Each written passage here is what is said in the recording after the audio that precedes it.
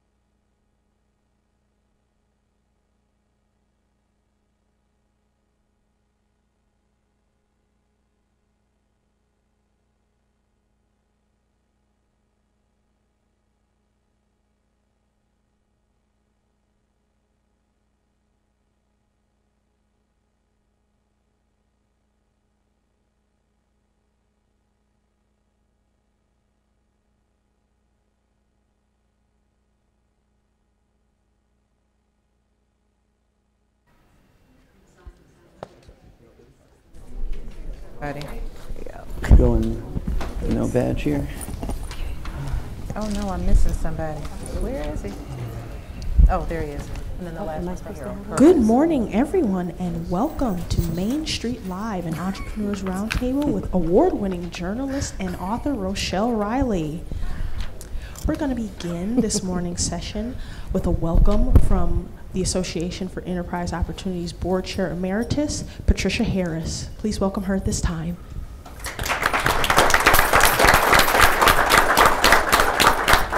Good morning, everyone. It's such a pleasure to welcome you to 26th Annual Conference for the Association for Enterprise Opportunities.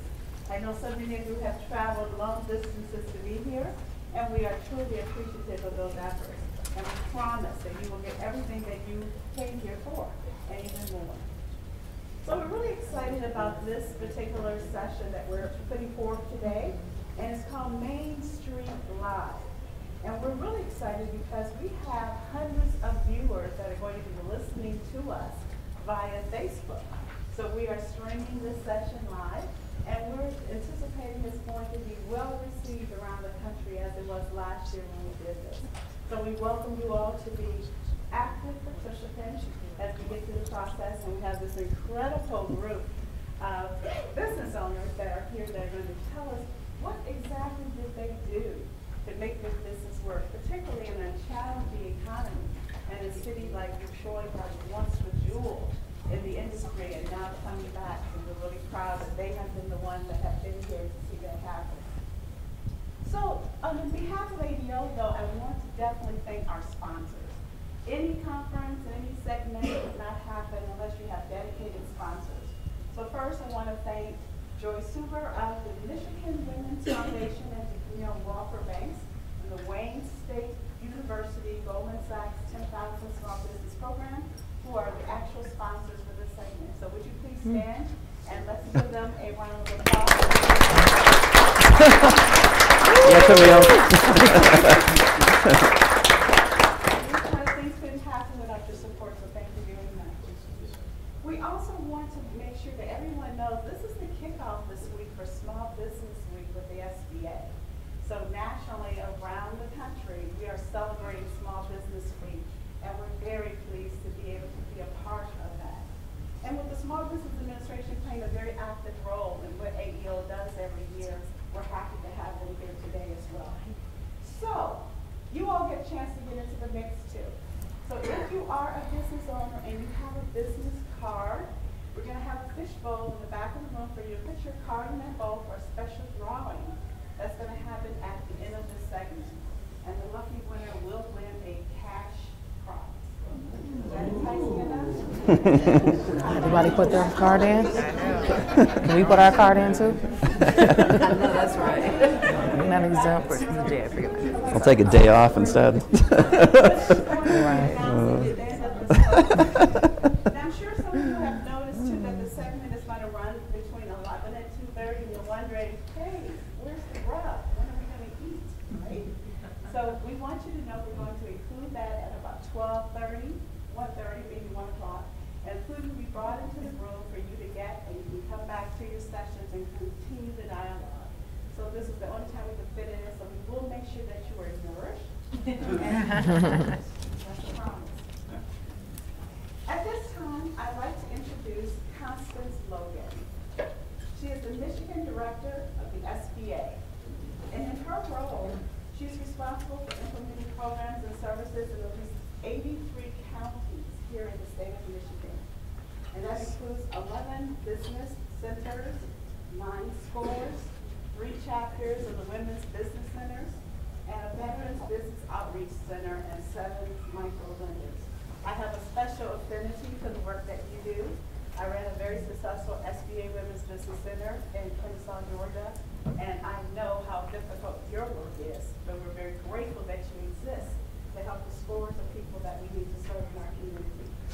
She is recipient of numerous awards and honors, including the Spirit of Detroit Award, the Michigan Chronicle Women of Excellence 2014 Award, and the Women's Informal Network 2015 Award.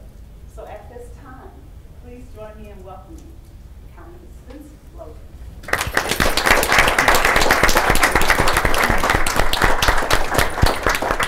Good morning, everyone.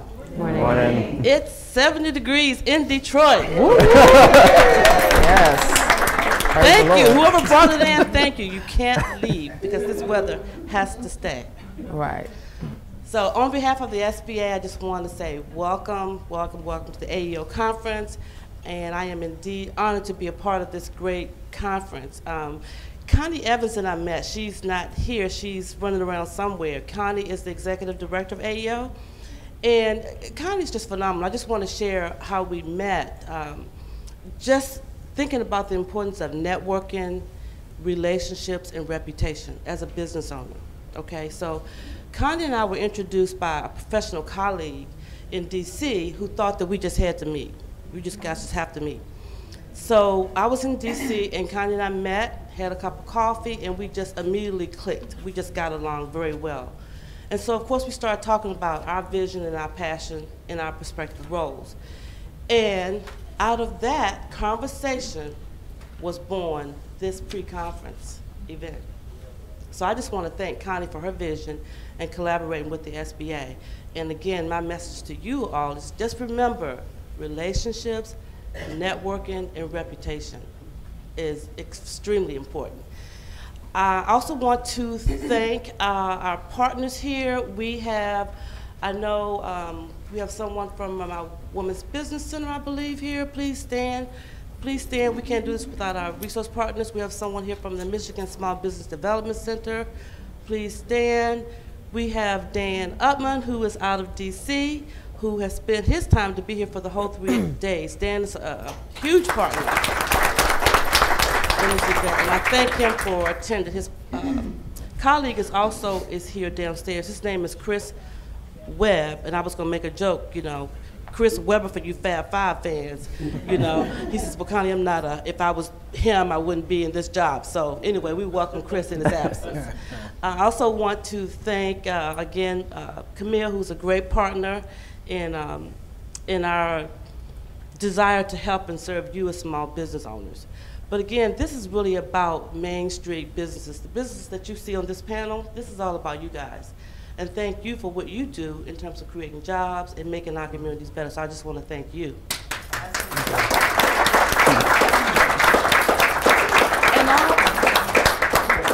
And all the other small businesses here in the room. I know we have some small Main Street businesses. We have Salon Mishat right here. We have other small businesses that, Celebrity Car Wash, I'm not sure if you're here. The Main Street, you guys make it happen. You make my job not easy, but you make my job enjoyable. You make my job enjoyable. So at the end of the day, when I know that I can be impactful in my community, then at the end of the day, that's a great thing for me and for the SBA. So have a great conference and thank you.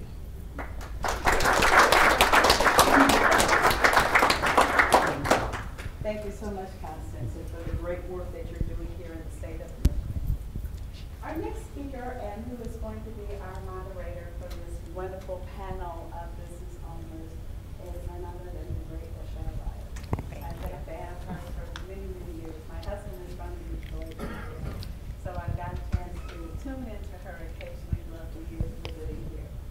So if you ever seen the analogy of the entrepreneur that has one phone in one hand and are running to the other room to answer the other phone, probably in a different voice, because they're going to be accounts receivable now. Right. That's symbolic of Rochelle and how she's had to run her business. So Rochelle has always worked with two phones. She is a columnist for Detroit Free Press, where she's been the leading voice for children, education, competent government, and race since 2000. She told me today she's been here 17 years, so she considers Detroit to be her home. She's the author of a new book called The Burden, African Americans and the Enduring Impact of Slavery, which is with Wayne State University Press, 2018, new book. So let's get on Amazon and support her work.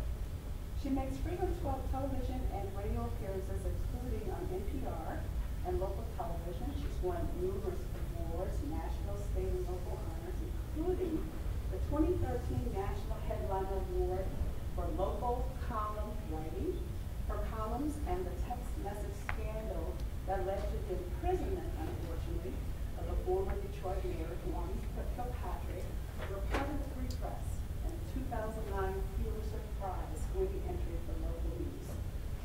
received the 2017 Eugene Pullman Editorial Fellowship from the Society of Professional Journalists, and in 2017 the Ida B. Wells Award for the National Association of Black Journalists.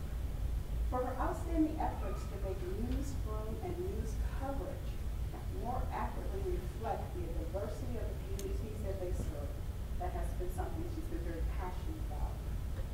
She also received the 2011 Wells Fargo, sorry about that. That's okay. Will Rogers got Wells Fargo. Wells Fargo Award from the National Society of Newspaper Columnists for Community Service, a strong advocate for free press and the freedom.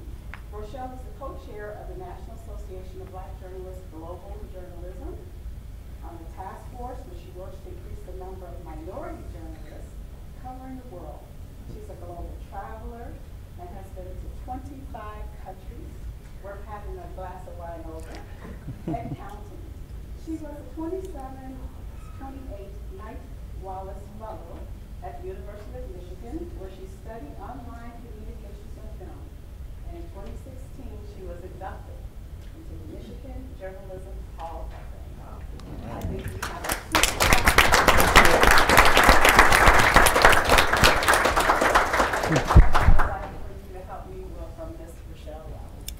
Thank you. I'd like to thank Patricia so much for that. Every time somebody reads some of my introduction, and that was a lot, it's harder for me to go through the door to leave because my head is. I am so thrilled to be here today. I'm filling in for my friend Roland Martin, and I'll do a better job. I hope he's watching. One of the things that my friend Paula Williams Madison, who used to be the highest ranking African American at Comcast Universal, says to people all the time is her job at Comcast and NBC was her side hustle. That her real job was the job that gave her her passion, the stuff that she worked on with her family. And that is the true spirit of an entrepreneur. So I am so thrilled. First of all, I'm thrilled to know almost all of our entrepreneurs on stage, and we'll talk about that in a little bit. But I'm also so proud of this spirit of entrepreneurship that's going on in Detroit right now. We are in complete renaissance. We are doing amazing things here in Detroit. We are awesome. So if you have time, get out and get into the city and see what we look like, because if you haven't been here in a long time, you don't know Detroit. So I want us to get right to it so you'll know some of my friends and some of my new friends. Sitting next to me is the woman that we call the Queen of Awesomeness. But I like to call her the Queen of Deliciousness. She's a second-generation business owner who brought Detroit sweet potato sensations, heaven on earth for sweet potato lovers, here to Detroit. And she has spent 26 years revolutionizing how people think of sweet potatoes. Her menu includes everything from pies to ice cream. Big pies, little pies, cake, and I've had it all.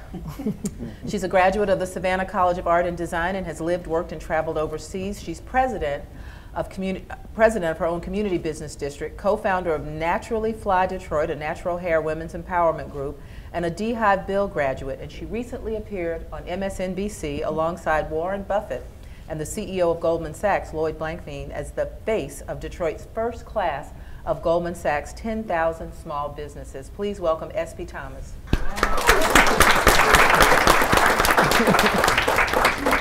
Our next entrepreneur began her career in broadcasting at the NBC affiliate in Chicago as a teen moderator of a teen talk show. After a successful career in radio and TV, she became an entrepreneur, co-founding CDG Preferred Properties, LLC, a property management company, with her partner C. Denise Griffith. And in 2005, she started Star Construction and Development. And in 2009, she co-founded MyLeadTraining.com, a Michigan environmental due diligence and lead-based paint accredited training facility, and Green Solutions Environmental Services, offering full-service environmental consulting. And in 2010, she co-founded GS Group, which became the parent company for all those other companies. She holds Michigan licenses as a real estate salesperson, a residential builder, a lead supervisor, a lead inspector, a risk assessor, asbestos contractor, asbestos building inspector, and she is a certified indoor environmental consultant. true entrepreneur. She and her partner, Ms. Griffith, received the 2017 Michigan Women-Owned Business of the Year Award from the U.S. Small Business Administration. Please welcome Monica Starks.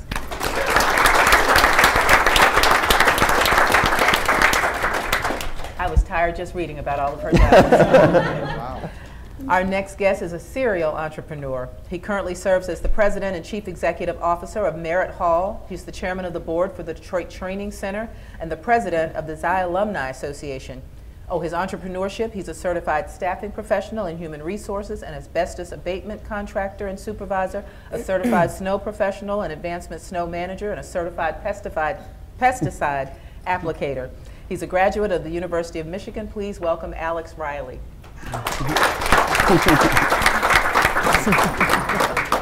Our next entrepreneur is a fourth generation Detroit business owner and second generation Midtown business owner. She's planned motorcades for the White House, trained fundraisers for urban nonprofits, and encouraged young people to become more active in politics, public service, law, and government. She used retail jobs to pay her way through Wayne State University, selling luxury goods and working as a personal shopper. She opened her own apparel boutique, the Peacock Room, in December 2013 in the historic Park Shelton building across from the amazing Detroit Institute of Arts. The Peacock Room features distinctive women's apparel and accessories with vintage and contemporary inspiration. An avid preservationist, she was delighted to discover marble Venetian mirrors and decorative plasterwork from the hotel's 1926 dining room underneath her commercial space. She would rather have the old than the new. She's restoring the space to its original splendor, and the Peacock Room is a must-visit for fashionable Detroit women and men. I know because I've been. And she has just opened a second boutique, Emerald, featuring books, stationery, fine grooming products, home accessories, and men's accessories. Please welcome Rachel Lutz.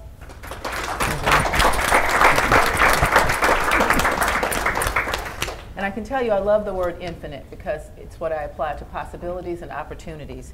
And our next guest is president and CEO of Infinite Technologies, LLC. It's a one-stop shop for technology needs in the Detroit community. They have 3 areas of focus: design, development of security surveillance systems, IT network and computer support, that means I need you every day, and telephone system support. Please welcome Harold Lazenby of Infinite Technologies.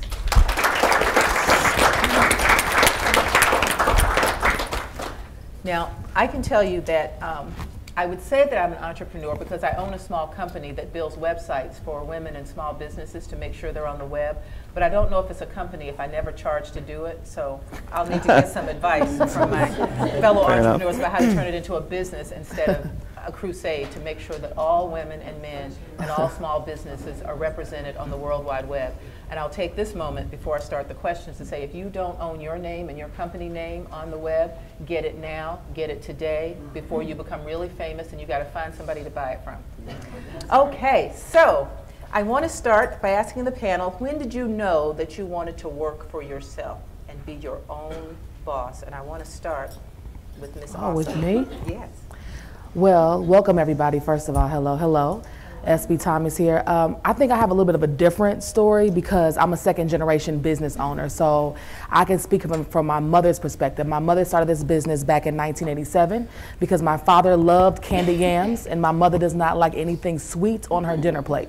So no coconut shrimp, no sweet and sour chicken, anything like that. She believed meat and potatoes were for dinner and then sweet things were for a dessert. So funny enough, before she started the actual bakery or the business, she was an in-home daycare provider. So she didn't want to go back to work. She wanted to make sure that my mother, that my sister and I could be at home with her and be cared for by her. So she actually took care of all the neighborhood children in the home before she created the sweet potato cookies. So I don't know if she really decided she wanted to, like, I want to be a business owner. I think then, back in the 80s, people, a lot of black women did things out of necessity. You did what you had, you were cooking, you were cleaning, you were grocery shopping for people. It wasn't a business per se. So this is around the same time that Famous Amos and Miss Fields were popping up in the malls everywhere. We did a 30-block garage sale in North Rosedale Park. We had 125 bags of cookies, and in less than 3 hours, they were all gone. And my father was like, I think this is a business. So that's kind of how that started. Indirectly, my sister and I got into it just because we grew up in the business. Since I was 5 and I was 6 and she was 5. So I just kind of, my whole thought process is legacy is very important to me and to our family, and I don't want what my parents have built to just go down the drain. So that's why I kind of decided that about 11 years ago, I guess if I can kind of tell that in, that it was important for me to come in and put our spin on things. I love that. Legacy is important. Monica, what about you? Well, actually, the way that I wound up having my own business. Good morning, everybody. Good morning. Once again, thank you for the warm weather. Right. I'm a golfer and I need it. I actually suffered from a bone disease that put me in a wheelchair and on crutches for 2 years. And I was unable to work. And I thought, what could I do? There was absolutely nothing wrong with my brain. It was just that my body wasn't working the way that it should. And so that's when I started my first business. And I put together presentations for a lot of my friends in the broadcasting industry. And eventually became well. I think you'll notice I don't walk with a limp. Thank you for replacements, joint replacements. But Denise and I were actually talking, and we both felt like we had reached the glass ceiling in our businesses. And she was the highest ranking African American female at PepsiCo at the time. So knowing that you really couldn't go any further, we decided to embark on our own and become entrepreneurs. There you have it. Love it. Alex?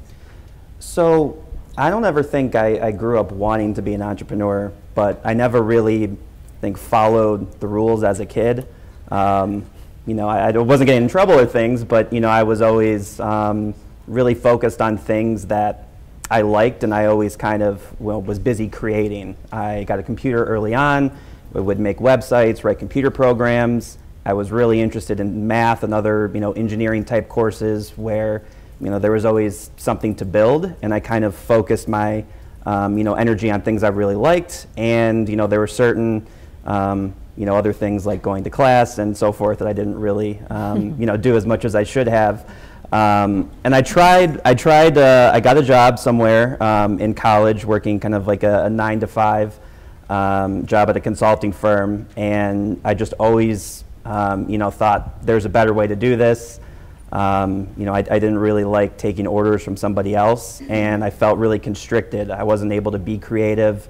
I wasn't able to, I wasn't really challenged. I was sort of stuck in the same, monotonous type role, and whenever I tried to do, something new or outside of, the box, I was disciplined for that. And an opportunity came up with a childhood friend. We were working in construction. We had to put together a workforce for a job for the Detroit Housing Commission, and the idea for Merit Hall kind of came about because we just had a hard time finding skilled labor. And that was the first company we started. Actually, it was like 3 or 4 days after I graduated from U of M. And then as we were building Merit Hall, we realized training was a really key component for our workforce, and so we decided, well, let's start doing training. And so we opened up an asbestos abatement training center. That worked really well, and we figured, hey, there's other opportunities for work in Detroit. Let's try and we'll do staffing, we'll do training, we'll kind of create this workforce development type engine, and we'll go. And sort of things have evolved over time based on what we've needed, but we've always felt that always just sort of felt right being able to break the rules a little bit, do things slightly non-traditionally, and I've never regretted it for a second. Awesome. Rachel? I did not want to be an entrepreneur. I came from a very entrepreneurial family, and I watched my parents build up this really terrific company. They did IT consulting back in the 70s, 80s, 90s. It was really ahead of its time. And this company had 200 employees. I was one of them, 8 years old, in the mailroom with my little time card. And I remember the outfits that my mother would buy me that were work appropriate for an 8-year-old child. I don't know how she figured that out, but and I watched them lose everything in the early 90s before it was fashionable.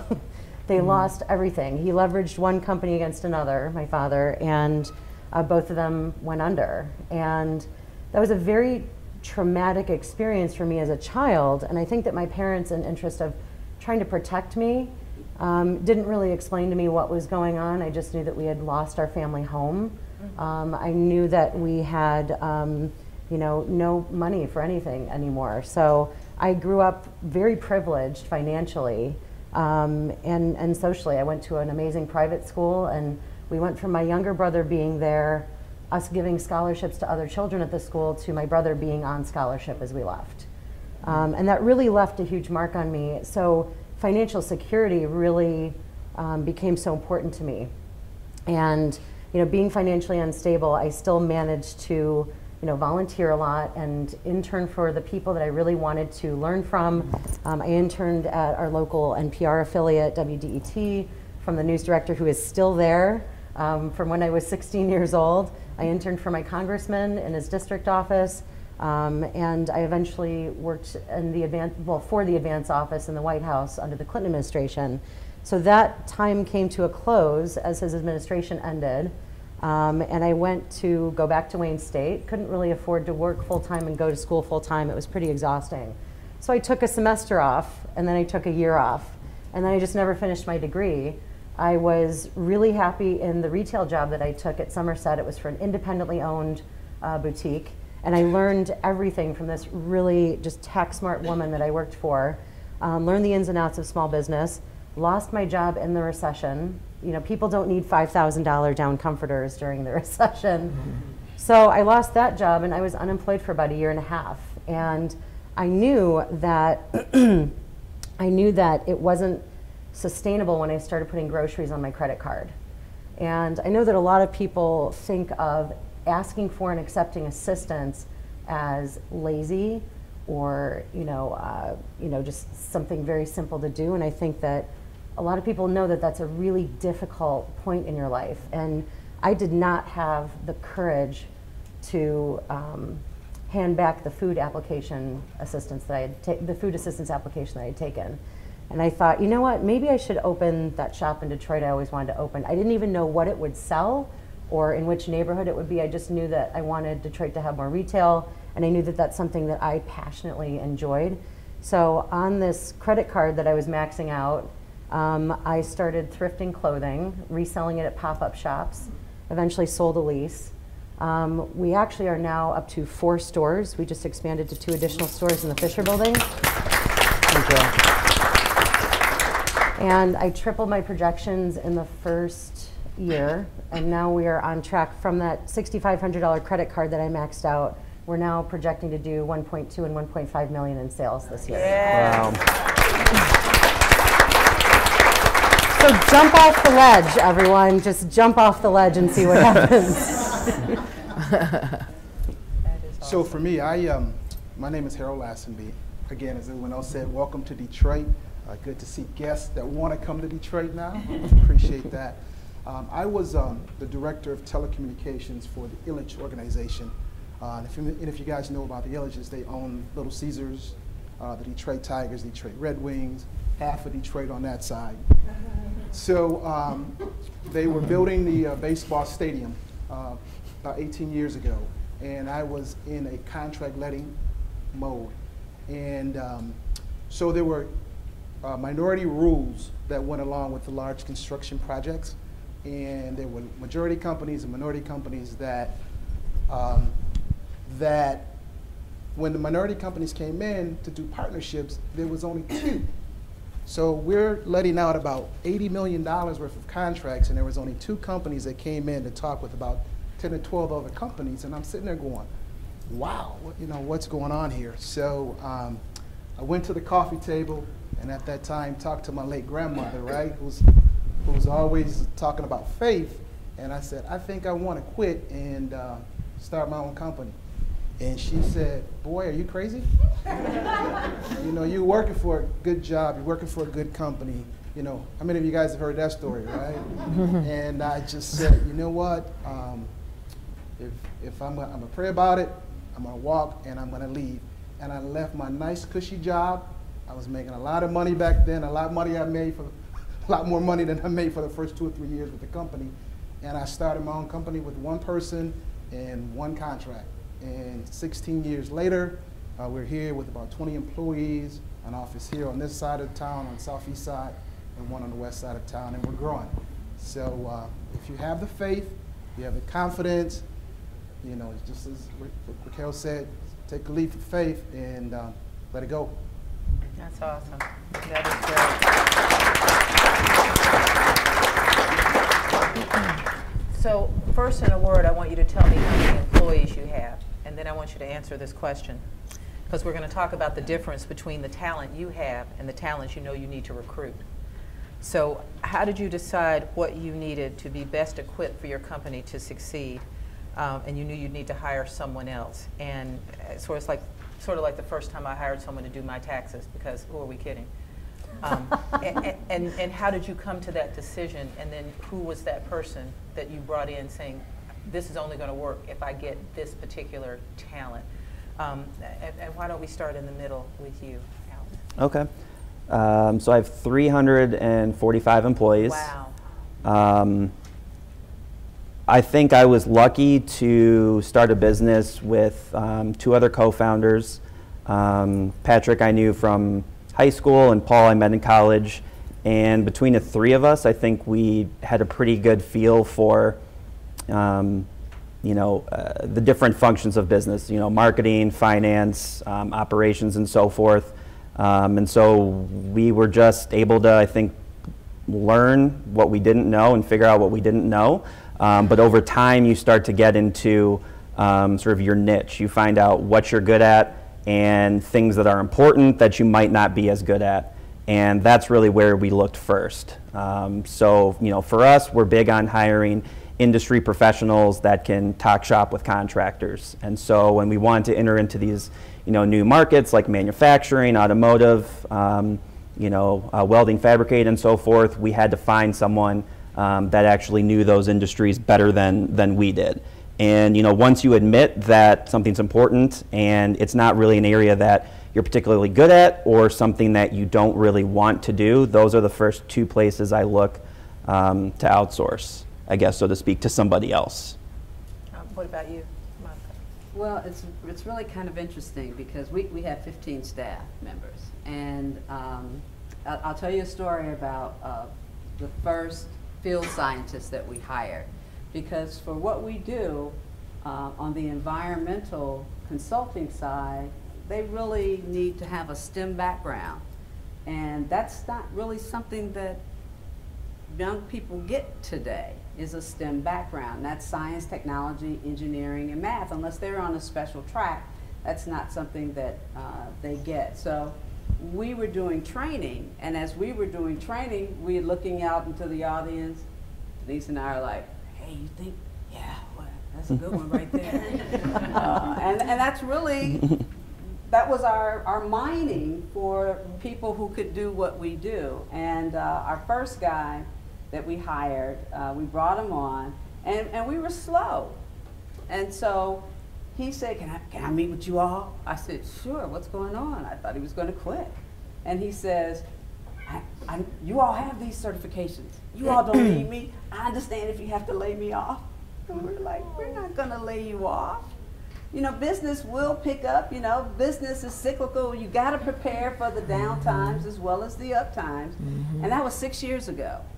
And so he's been a really phenomenal employee. He has gone from just being a field scientist to an industrial hygienist.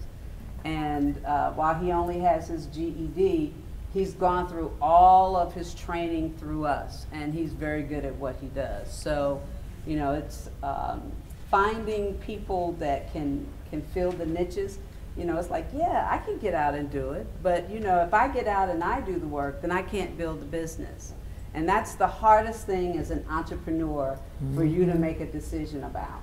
Because you can do it. You can do it all yourself. I was doing the accounting. I was keeping our books straight, and you just do everything, but you have to have help. And I know that the title of this is How I Built It, but you can't build it by yourself. And that's the one thing that I really wanted to communicate.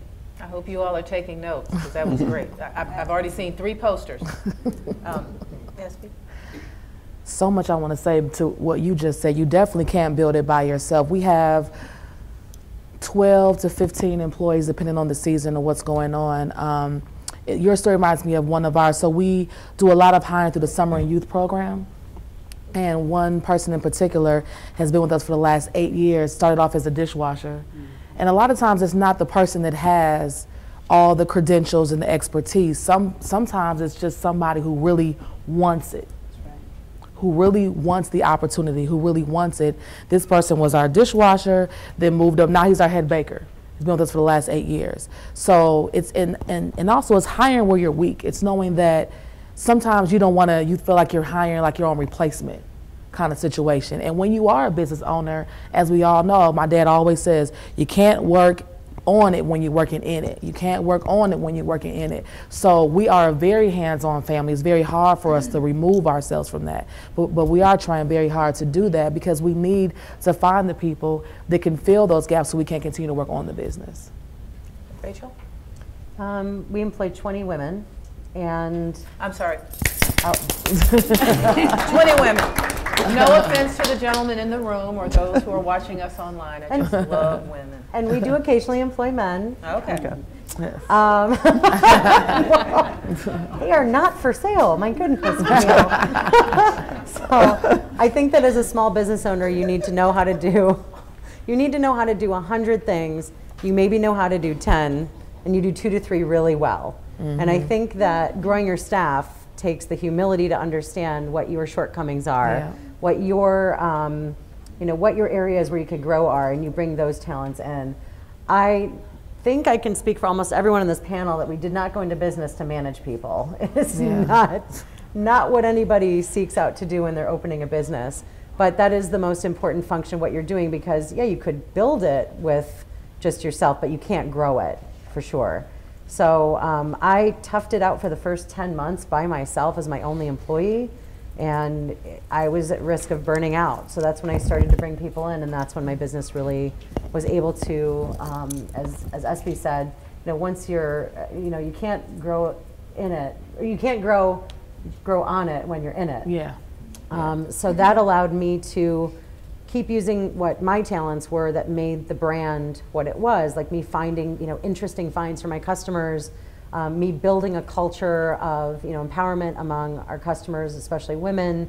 And I think that that's what really, when I was able to focus on that and I could find people to run like the day-to-day minutia, that helped me grow. And then once we got to a point where I could hire an overall manager to manage me, I need management too. And that's when I really started to see a lot more growth in the business. Harold? For me, I've always been a networker and a smoozer, right? I build hopes and dreams. And I love conferences and networking events. That's my strength. I own a technology company, but I'm not a techie. So I reached out to guys that were techies. And I would bring back my ideas from talking to business owners and other potential clients, and I'd say, this is what they want. I can sell them on it, but you gotta help put together the technology solution. And when I realized that, we really started to take off. 1. 2, I'm not a dot an I cross a T guy. I can't even sleep at night, sometimes, because I'm just thinking of new ideas, of new creative things to go at it. So I used to meditate. That's hard now, because everything's just going, But when I realized that I needed an operations person to kind of be that dot I cross T person, along with the techie person, that really helped us kind of take off. So I can do what I do, and I can stay in my lane, right? Stay in your lane. If you're good at A, do A well. Know how to do B and C, but stay in A. And that has really tremendously helped us grow now. And when they have techie meetings, they don't even let me in the meetings. That's sad, right? But that's what really helped me really take off.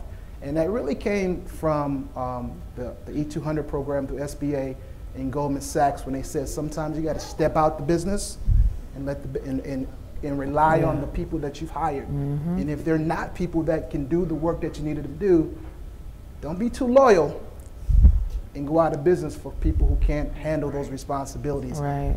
You got to let them go. And I've gotten rid of some cousins. So I'm not popular at the family reunion meetings. But this is something that I believe in. This is something that I'm passionate about. And to be quite frankly with you, they're looking for a job and a paycheck. I'm looking to leave a legacy. All right. Yeah. That is the difference. I got to write that down. So we talked a little bit about finances, but I want us to talk about that a little more because that's such a big, big thing when you're starting your own thing. So I want you to think about some financial advice that you can give this audience that you did not take, that you wish you had in the beginning. And why don't we start with Rachel? Someone had told me something that I did not believe. John Schoeniger with Invest Detroit, he told me some really invaluable advice that I just, like, that surely possibly can't be true. And it ended up being very true. He said, always have suspenders and a belt, which really confused me because I wear neither. And he said, you need to tighten your belt. You need to really tighten up your living expenses. I actually don't own a television. I didn't own a car for 5 years. I lived and worked in the same building. I live very leanly. You know, people walk into the Peacock Room, that's this beautiful, opulent Marie Antoinette kind of atmosphere, and you know, if they only knew that I've been living without a kitchen since August because my home renovations got put on hold for my business. He said that you need suspenders to keep your pants up. You gotta have a side hustle. You've gotta always have something on the side that you can rely on, whether it's you know, like a rental income, whether it's consulting that you do. Who knows? It's whatever can keep you through, like you were talking about those ups and downs, the peaks and troughs of the cycle. What he really said was also double what you think your expenses will be and have your projections. And I really didn't believe him because I thought, you know what, I'm writing my business plan and I'm thinking of every little thing. I'm thinking of like my utility costs and this and that, and really, it really, almost to the dollar, ended up costing twice as much as I thought to open that store, the first store. Any other financial advice that I could give would be to, again, follow what John says, have your belt and suspenders. You know, I always pay my business before I pay myself, especially now that other people rely on my business for their living. And I take that very seriously. It's a very sacred thing that somebody places their trust in you to give them a living. And you know, I try not to engage in a lot of debt. We were able to do the expansion. It made me get hives because I've told you what my financial background was as a child. But I was not willing to take on more risk than I was willing to lose, and that really has served me well. That's very smart, very smart. Monica? Advice you did not take that you either didn't believe or just didn't do? Well, you know, there was a point, and our business had just been steadily growing, and we were just under $1 million, and we got a contract that just boosted us into a multi-million-dollar business. And somebody said, well, you know, don't just look at the revenue side of it, because with that will come all the expenses that you'll get faced with as well. And when you have to gear up that quickly to meet that type of revenue demand, that's very taxing on you. Because even in terms of finding the appropriate staff that can help you do the things that you need to do, you need them hired 3 months ago, and you need them like now, and you're in search mode for the right person. And so, you know, I really wish that in planning, you know, we're a SBA 8A company. We're certified as a HUD zone. And we have been very successful in securing contracts. And I just wish that, you know, I had given a little more thought to the day that those big contract dollars were coming, and you know, making sure that we were prepared for that. But I will say that despite that, utilizing the SBDC, the Small Business Development Center, Rita Hillman is our person. She has been instrumental in, Wendy Thomas, set us down and said, okay, now you have to prepare for all of this. And what are you going to do to prepare for all of this? And so, you know, there's a lot of resources out there. And the one thing that, you know, I would leave you with, don't just think that you can think of everything and do everything. There are people out there like Connie Logan and the SBDC. Talk to them, reach out to them.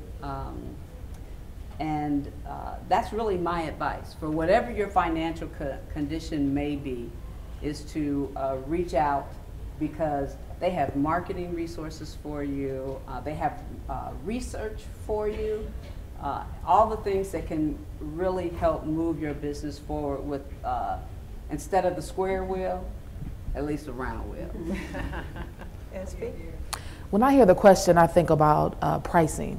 I think a lot about pricing. That's the first thing that comes to my mind. And I would say just pricing products correctly, pricing your services correctly. I know when we started off, my mother, I think it was just out of intimidation, like we want to make sure everybody can afford to have this type of service or this product. And a lot of times when you're trying to raise it over the years, it kind of gets a little tricky. It gets very tricky when something was once $1 and now it's $20. And people remember when it was $1, they don't understand eggs and sugar and margarine or your services or this accounting thing or this thing or whatever. So that's the first thing I hear, is just thinking about what you offer and pricing it correctly so that you can have the revenue and the money to do what you need to do to move things around.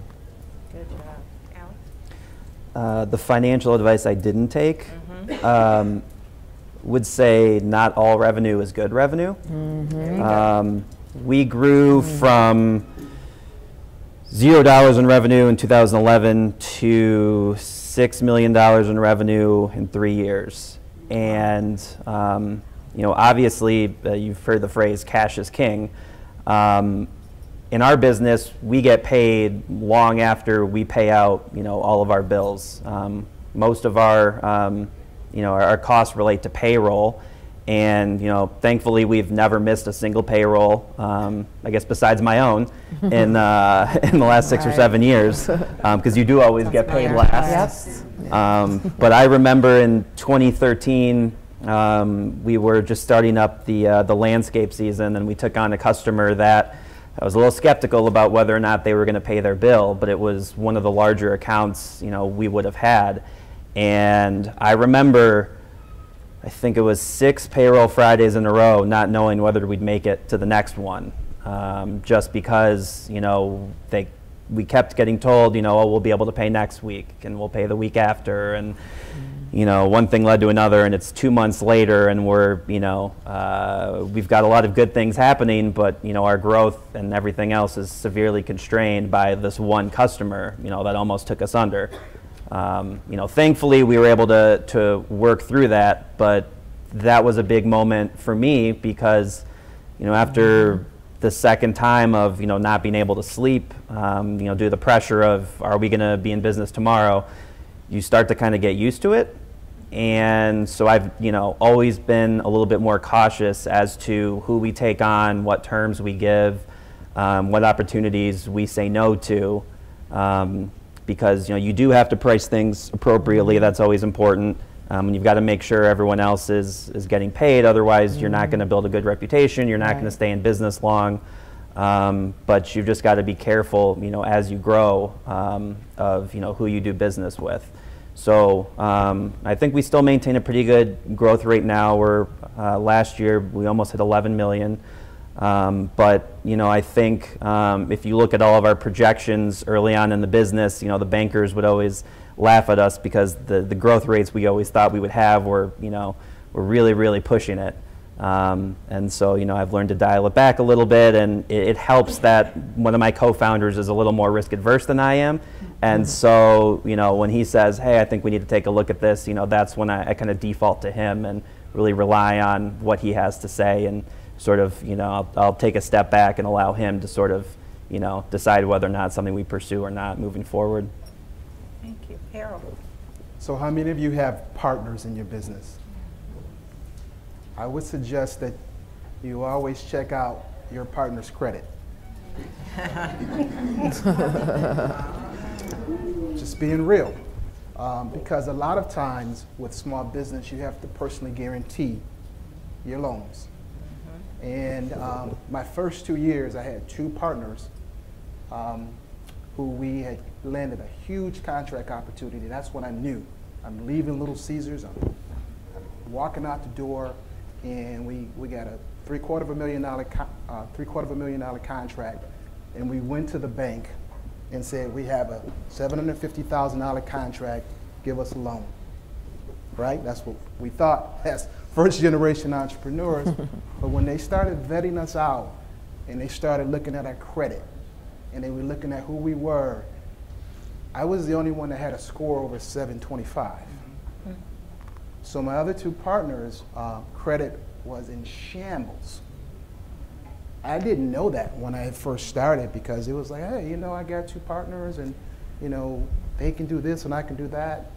And that took us totally off course to the point that we almost went under. All right?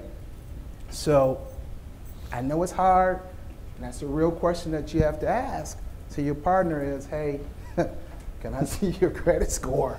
Because if you get to a $10 million, $5 million contract opportunity, more than likely, they're going to ask you to kind of personally guarantee it or put some skin in the game. The other thing is the sacrifice. For the first 2 or 3 years, I echo everything that you said. You know, I like to wear nice suits, right? My dad wore nice suits. I like to wear nice suits. But for 2 years, I resold shoes. I wore 1 suit and I bought 3 ties and 4 shirts because it was about sacrifice. You know, it was about saving as much money as I could to position myself for a rainy day fund. And again, my partners wasn't doing that. That was something that I was doing. Here we are 16 years later. One of my former partners is a used car salesman, and the other guy, I have no idea what he's doing, and I'm still in business. So I'm just saying, those are real tough questions that you have to ask of your partner if you have a partner, but if not, you personally need to make sure that you take care of the credit scores, take care of your debt to income ratios, because the banks are going to look at that when you're going out for a loan. And that was tough stuff, because I just thought, hey, I got a contract. Goldman Sachs is going to give me a contract. Boy, was I wrong. And that was a great learning experience that now we are very conscious of everything that we do from a contract perspective. And the other point was what Alex said. If your clients go over the terms that you've negotiated with them, don't be afraid to say your account is on hold until you pay me, because there should be some value to the service that you provide now. And I think as small businesses, sometimes we go, wow, I don't want to lose this client because, you know, I'm being hard on him or her about paying their account. But the reality is, if you don't do that and you don't get paid, then you're not in business anymore, and they'll find someone else. Do you want to add a little? I'd like to echo on the pricing that especially SB had brought up. I tell a lot of entrepreneurs I see just starting out, their pricing is too low. And I don't care how much revenue you bring in, if your margin is not correct, you could bring in $1 million in revenue and you'll be out of business. So I always say, don't put yourself on sale. Your talents, your time, those have a monetary value, and you need to work that into the scheme. You need, you know, if you pay a violinist for a performance for an hour, you're not paying her or him to string along, you're paying for the education that got them there. You're paying for their natural talent that only they can bring to that work. So you really have to take into account yourself, your time, your talents, and those, you know, don't grow your business necessarily by discounting. Like as a retailer, I'm not going to compete with Amazon, I'm not going to compete with Macy's on price. What I tried to do is try to build in value to the pricing that I thought I needed to be successful. So don't apologize for making profit. Don't feel guilty about being sustainable. That's why you're doing what you're doing, and that'll help sustain your employees as well. Rochelle? That is a great point. Monica? We had a contract, and it was a construction contract. And this was right before the economic downturn. And with the economic downturn, a lot of tradesmen who used to work for larger contractors, well, they lost work. So what they did was they went into business for themselves, which I thought was terrific. But their pricing was they were pricing themselves as subcontractors, not as contractors. And what that did was it brought the pricing for the market all the way down to the extent that we chose not to bid anymore, because it was just not affordable. And eventually they could not keep up with the pricing because, you know, you have overhead. All they were thinking about is, hey, well, this is what I paid so-and-so to do the project. I know I can win the project if I bid this amount. So from a construction standpoint, you know, pricing can really impact you. You have to understand what all goes into overhead and profit to make sure that you are marketing and pricing yourself appropriately. That is a great point, and that was going to lead to my next question, because when you're an entrepreneur, there are two things you have to do. One is to know yourself and what you want to offer, and the other is to know the market and where you're, you know, dipping your toe in or deciding that you want to swim around. So the question I have for each of you briefly is, how did you survey what was needed so you knew that what you were going to offer could work? Because if it's not something that could work, why do it? So what did you look at? How did you survey the landscape? Did somebody whisper? You know, just tell me how that worked. We'll start at the end and come all the way down. Harold? Sure. We were, about 2007 or so, we were heavy into selling computers and phone systems, product. When the economic downturn turned left or right, all of our clients kept telling us, hey, we're not going to buy any more product, but if you could just keep my computers and my servers running, that when things got better, we would you know, consider buying from you. And we shift our whole focus from product to service. My sales went down, but my margins went up. I'm like, wow. So we made more money, but our sales were lower. And we started that mix and started focusing at that point forward on our service part of our business that has allowed our business to grow and navigate through 2007, 2008, and beyond. Because you know when it's tough across the country, it was even tougher in Detroit. You know, 313 self-made is for real, all right? So, so that's where we started pushing towards a service-based organization, one. And two, an interesting thing happened. We were in a contract for a huge church here in Detroit. It's a $25 million project. And they were looking for someone to put in security surveillance equipment. I'm an IT guy. I know nothing about security surveillance. However, we knew that it was a wire that ran back to a server that was connected to a device on the other end. I did not know then what I know now, that that's a $20 billion industry.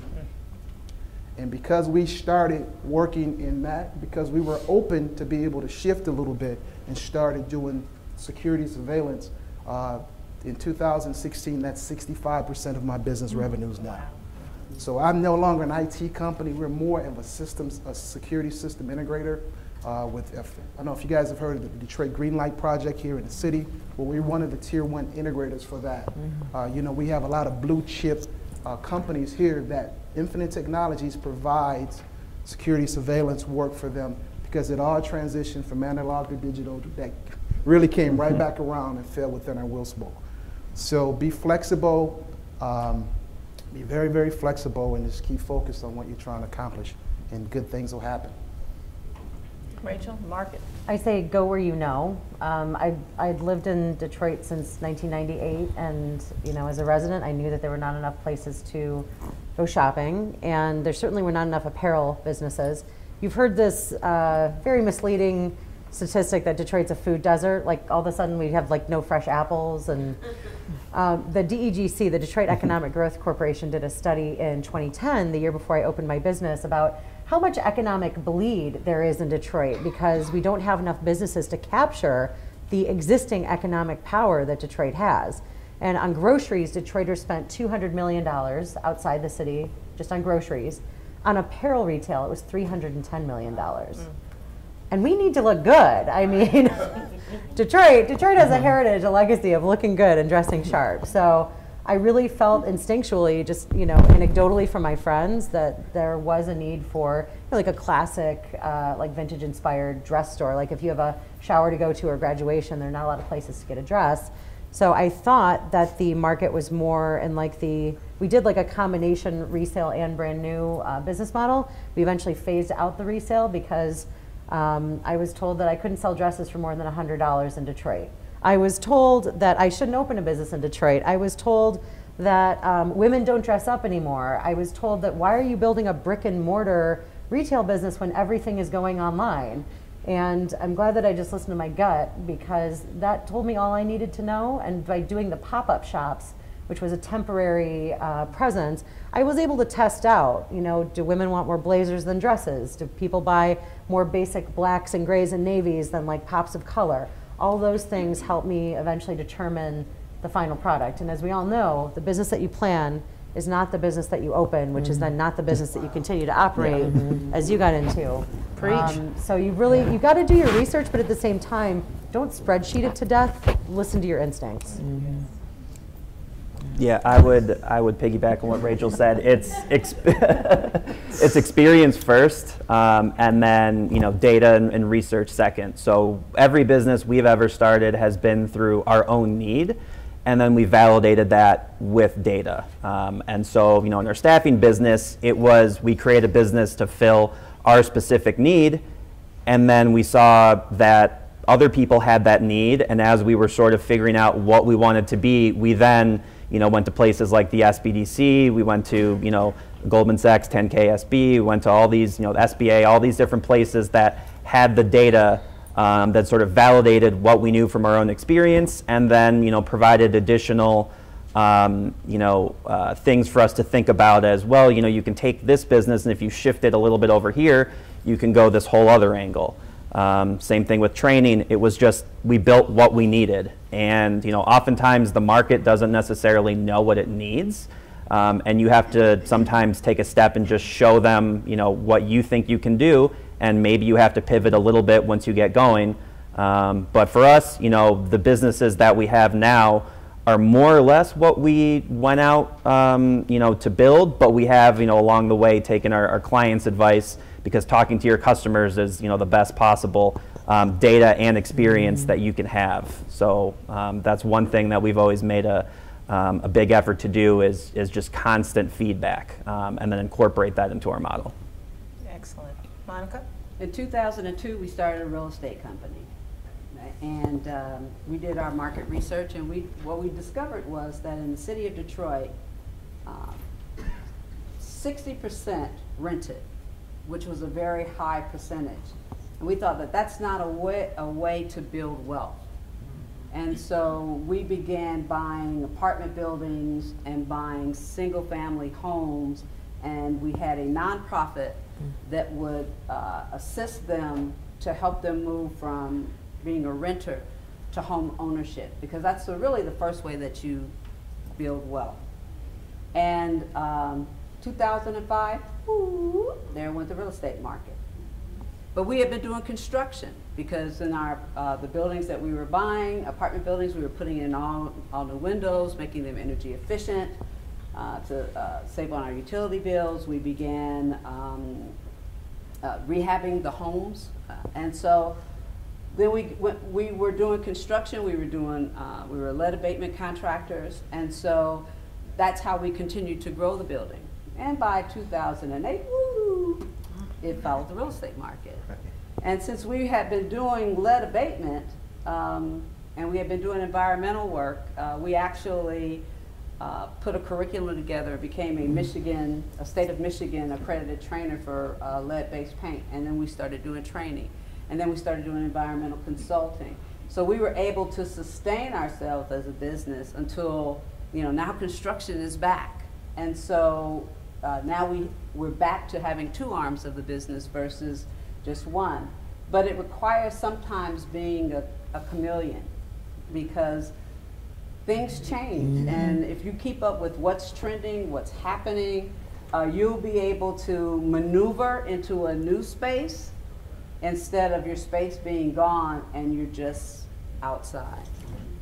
That's a good point. I was going to say, listening to that whole point, listen to your customers for us. So we have a very, very niche business in sweet potatoes, and it's been very narrow for a long time. We do everything out of fresh sweet potatoes all the time. Pies, cookies, cheesecake, cake, ice cream, cobbler, candy yams, muffins, cupcakes, cornbread, waffles, pancakes, grits. Everybody come by tomorrow while y'all still here and get you something to eat. But anyway, the whole point is that we moved from across the street. We had a 500 square foot cafe or bakery across the street since 1994. Moved on the other side of the street in 2009 to a 5,000 square foot place. We have tables and chairs and all this stuff. People kept coming in. Do you have any food? Do you have any food? Oh no, we don't serve food. We just have sweet potato pie.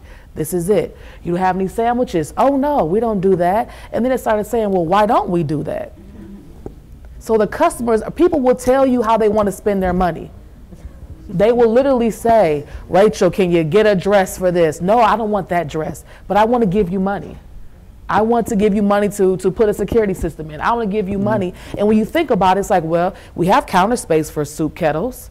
Okay, well, let's go buy some bread and some cheese and we can make some sandwiches. It's just that simple. So people started telling us what they wanted, and it helped us to start to expand our mind outside of that. It's also broadening the risk, right? So in addition to that, unfortunately, another bakery that's been around for a long time went out of business maybe about 4 or 5 years ago, and she made a whole lot of cakes. Every kind of cake. So people started coming to us. Do you make chocolate cake? Do you make caramel cake? This? No, we just make sweet potato stuff in our sandwiches and soup. And then my sister said, well, let me just try to make a cake. Let me just see if I make a chocolate cake. Well, what happened? Now we have all these additional cakes. So the market will tell you what they want. People will tell you how to spend their money. Well, we're located on Grand River and Losser. I would say it's a food desert in that area. I mean, there's Burger King and there's Wendy's. That's not food, really, unfortunately, but for some people that is their food, but it's not what we want to serve. So we are able to, now we're expanding our menu even more to be able to offer a sit-down place in that neighborhood. So people will literally tell you how they want to spend their money if you're open to listen to the thought processes of what people are saying so that you can collect what they're willing to give. I love that. I'm writing all of this down. We're going to be moving to the audience to take some questions in just a minute, but I want you all to, almost, but I want you all to answer 2 last questions together because this is important for me as a columnist. You know, I'm always looking for a column. I meet columns everywhere I go. I want you to talk about the moment you knew that this was happening, that your dream was real, that this business was going to work, that you wouldn't have to go back to Illich Holdings and you wouldn't have to find something else to do, and you and your buddies were right, Alex, you know, all those years, and you and your partner, you know, this is really it, and you knew that your mom's legacy would be safe. When was that moment, and what did you do? Just in that moment, just for people who know that they want to get there one day and want to know how to celebrate. And then I want you to tell us what's next. Like, what's the next phase for your company? That's a lot. And we're going to start down with, we'll start right here with you. It's not that much. You know when you knew that y'all were going to, like, we're going to be all right. As Kendrick we're still trying to be all right. Yeah, we're going to be all right. We're still trying to be all right. It's a daily thing. The question, like, we're always trying to make it. We're always working at making it. We haven't made it yet. Every day we're like, okay, that's good. We're almost there. So we're always pushing forward to the next level and trying to figure out how to make beautiful things happen. And what's next? I don't even know. Getting this kitchen finished so we can cook food every day, because everybody keeps coming in asking for chicken and waffles every day. So that's what's next. It's just this is something so simple. It's getting everything finished so we can cook food full time. All right. Yes. And she's on Grand River? Lawson Grand River, across from the Redford Theater. I'm going to see all y'all there. Monica?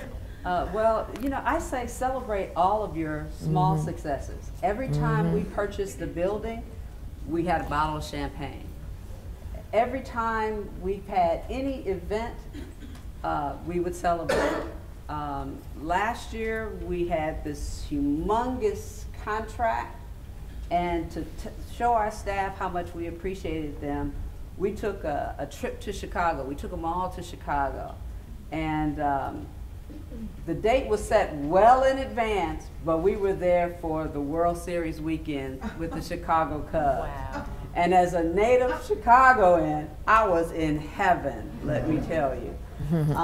And so, you know, don't just celebrate yourselves, but celebrate with your staff, because they still talk about that trip, like, where are we going this year?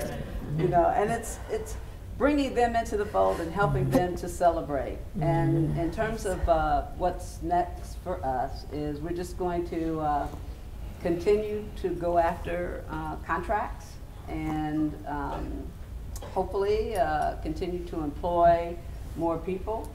We're looking for a project coordinator right now. Y'all hear that? Okay. So we're in hiring mode. But you know, we try to have a fun, innovative place to work, and that's our goal. You know, we don't have to make Crane's list for that. It's just our goal to have a fun, innovative workplace and space for our employees and for us. All right, Alex? My wife and I love to travel, and I think the first time I was able to go on a trip, and you know, I would try and check in with the staff, and they were just, you know, not picking up, not answering my calls, just saying, you know, relax, we got this. I come back a week later, and you know, the building's on fire. You know, things are still operating like normal. It's just, you know, they didn't need me. And you know, when I realized that we had built a company and a culture of, you know, people understanding what our vision was, and you know, understanding their roles and how everything fit together, and knowing that, you know, we had created something that would sort of survive me and survive us. I think that was pretty cool. But I don't know if you ever really feel like you've made it. You know, it's one of those things. It's just an ongoing process. You know, you have to celebrate the small victories, and you have to acknowledge your, you know, staff, and you know, good things are going to happen, bad things are going to happen, but you know, as long as you're still passionate about your business, I think that's, you know, I consider that to be success. So. And what's next? What's next? You know, I think we're looking to expand outside of Detroit. Hopefully, go into some other, you know, urban markets, Chicago, Atlanta, and really be a platform for workforce development. You know, help people get jobs, however we can. We know every environment's different, so we're looking at a couple. You know, different things, and trying to understand the uniqueness of, you know, every city. But you know, Detroit will always be where we, you know, got started. It's going to be our main spot for a while. So you know, we're excited to have been here when everything was kind of coming back. And see, I love that you go from let's put some people to work to we're now a workforce platform in multiple cities. That's awesome. Rachel? I agree that you kind of never feel like you've quite made it, but I felt pretty confident after, you know, like your friends and family will support you in the beginning, and they'll make little pity purchases like, oh, bless your heart, I'll just take a little pair of earrings. And I guess like when I felt I was really going to make it was when people I didn't even know really wanted to support my business because they loved being in the Peacock Room, they loved the experience. And this woman on social media the other day, we finally made these like little custom earring cards that say the Peacock Room on them, and they're just these like little tiny, you know, pieces of cardboard that we put the earrings on. And one woman on social media said, I just love the card so much I kept it. It was just so beautiful. Aww. And I love your store, and it just reminds me of the experience that I had. And when other people started validating what I wanted to offer the market, I felt really proud, and I felt like, okay, maybe this is crazy enough to work. And you should be proud. And Harold, you got 20 seconds to tell me. So when my father, my late father, called my office, that validated me from a business perspective. We're next, we're going to the west side of the state. We opened up an office over there in May of last year, and we're coming to the 616 to provide the same type of services that we do here. But I'm not leaving Detroit. Detroit's booming. I've been here from the good to the bad. I'm not going anywhere. See, I love that doubling from the 313 to the 616. That's Please give the panel a hand.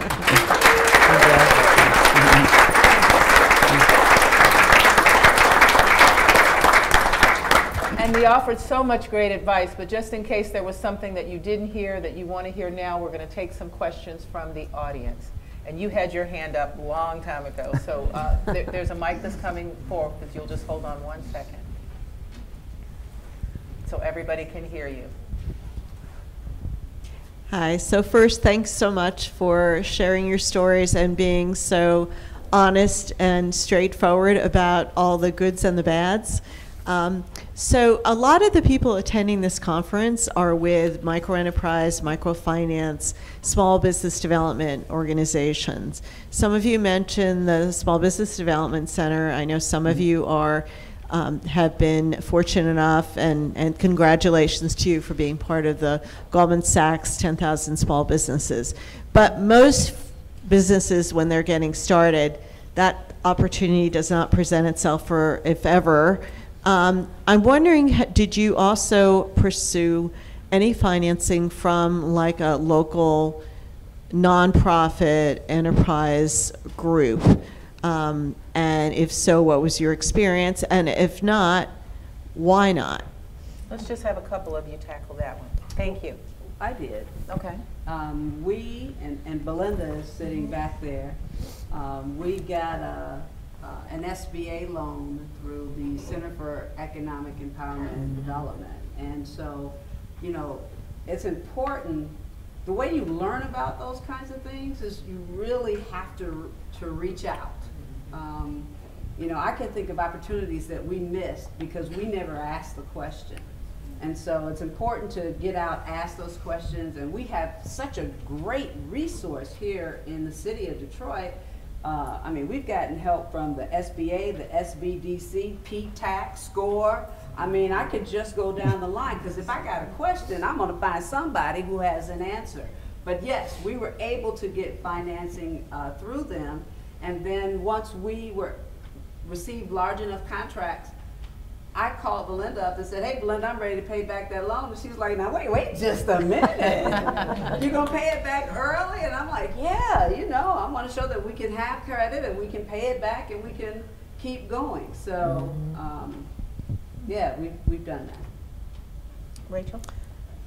When I was first starting out, I had like decent credit. I didn't really have, you know, a lot beyond that. A common refrain that I've heard from a lot of small business owners, especially women-owned businesses, is that they don't feel confident that they're going to get approved, so they don't apply. And I was kind of in that camp. I didn't think that, I mean, I didn't even know how much to ask for. I didn't know what my projections were. I did write a business plan. I got amazing help through the SBA, through SCORE.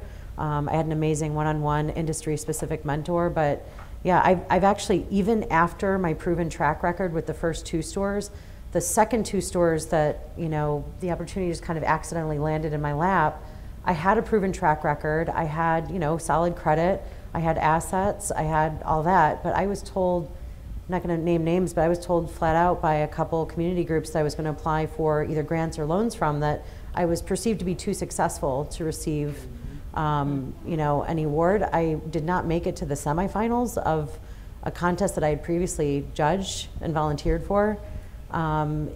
So I just figured out, you know what, at this point I can go to some of my followers and I can go to some of my fan base, and I did go to a few friends and ask for interest-free loans and some low interest loans from friends.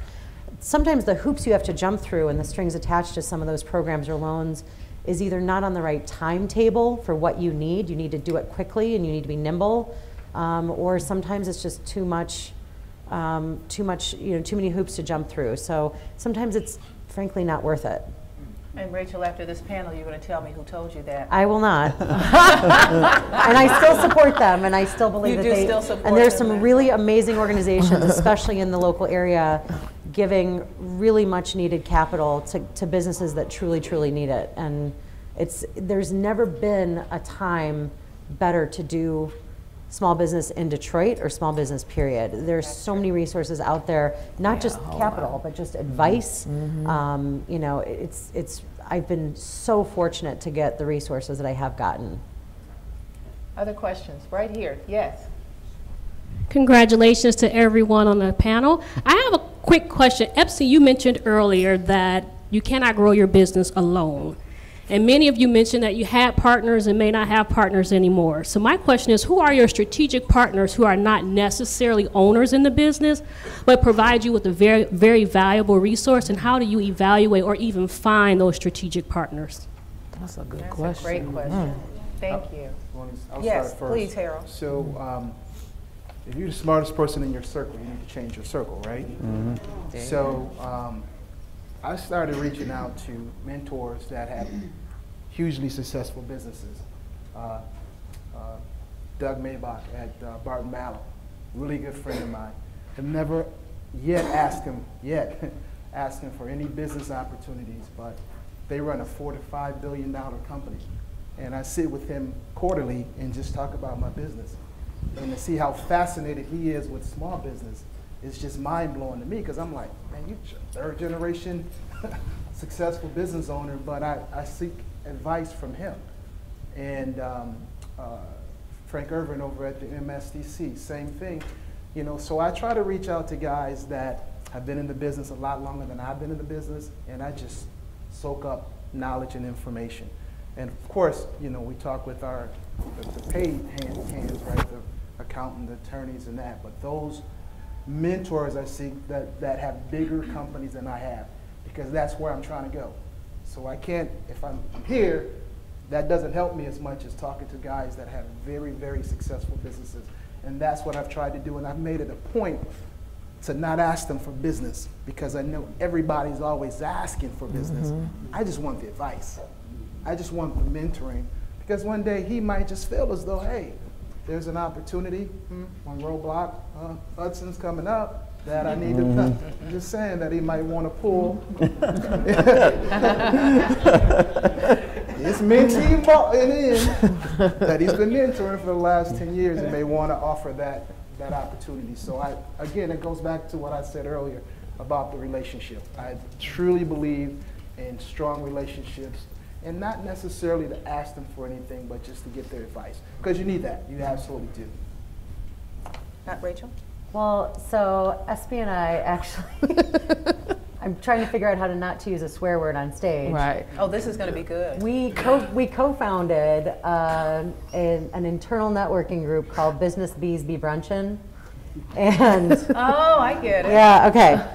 The B is short for something. But role models are so important. Peers are really important too. And we kind of forged this group of women together that, you know, like they're in the trenches with us.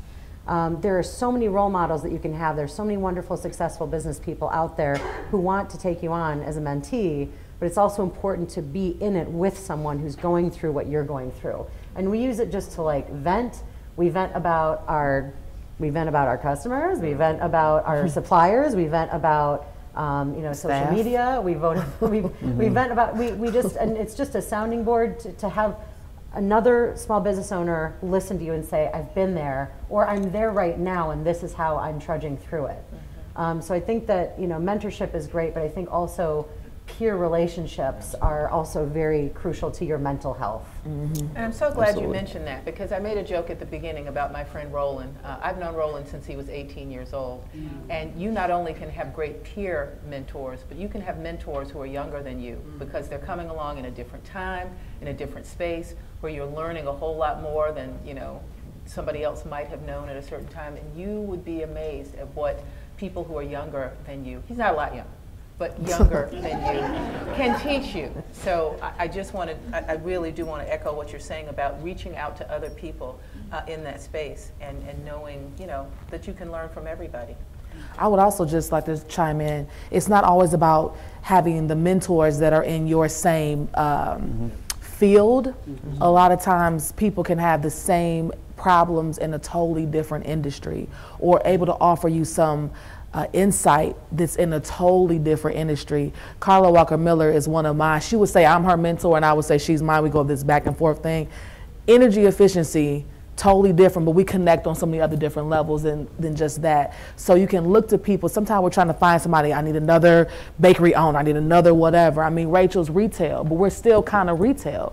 So we connect on different levels. Just because I don't sell clothes doesn't mean that I can't connect with what she has going on. And it is important that we're able to take these hats off and be people as well, and then connect on deeper levels, because we have other things going on that are affecting the way things are running.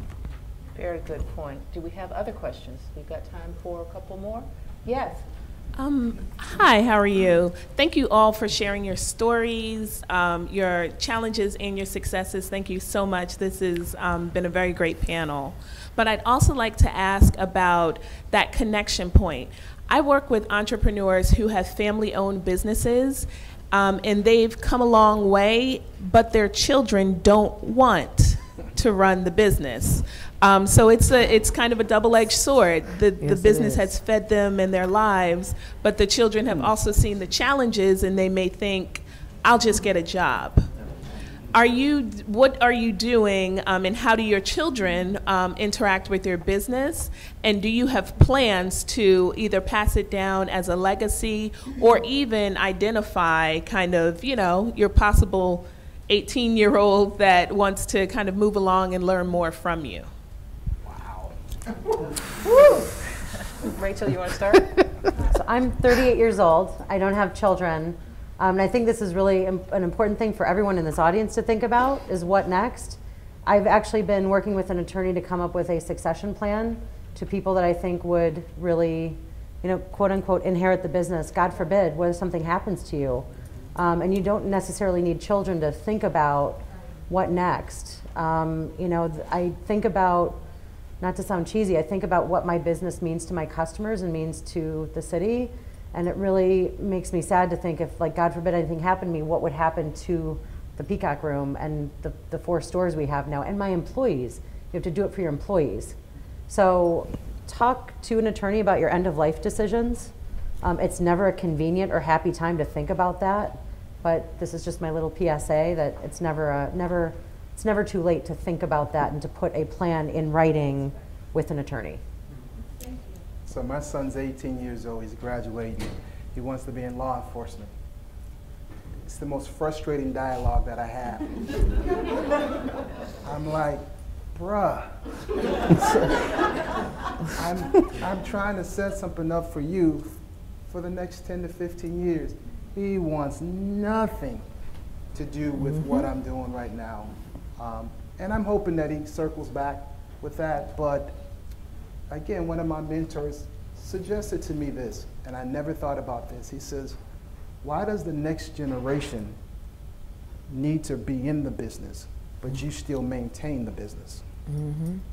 So I don't necessarily need him to run the business, but as long as we keep the majority shares in the business, then we still own the business. And I never thought about that, because I'm thinking, hey, I'm passing this along to you. This is why I'm doing it. I come home 12 hours, I'm tired. And I'm hoping, though, that he thinks about that. But I'm going to let him venture out for a while, because he's been working for us for the last couple of years when he's out of school. But I'm going to let him venture out and see that it's real out there. And hopefully he comes back.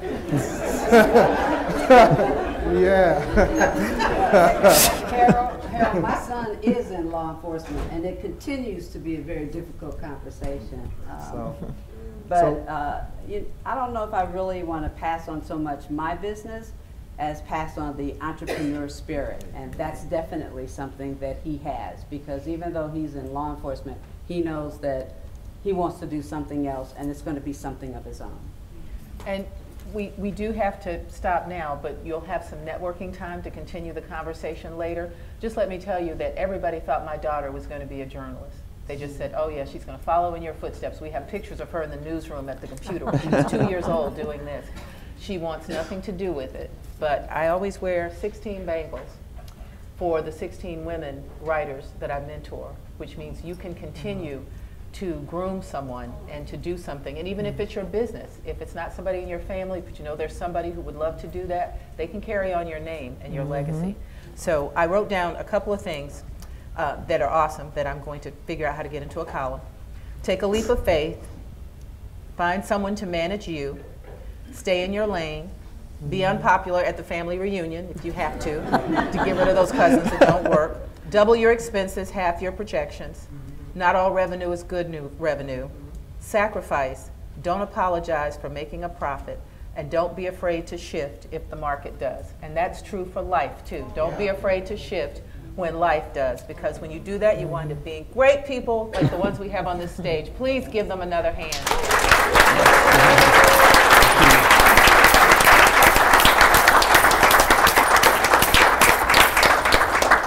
We'll be back with our next conversation with two fabulous people, but right now we're going to shift and leave the stage, and be sure and say hi to them, and be sure and get that address, because I can guarantee you, personally, best pie I ever had. Thank you. It is seriously good. Have you ever been? Oh, yeah.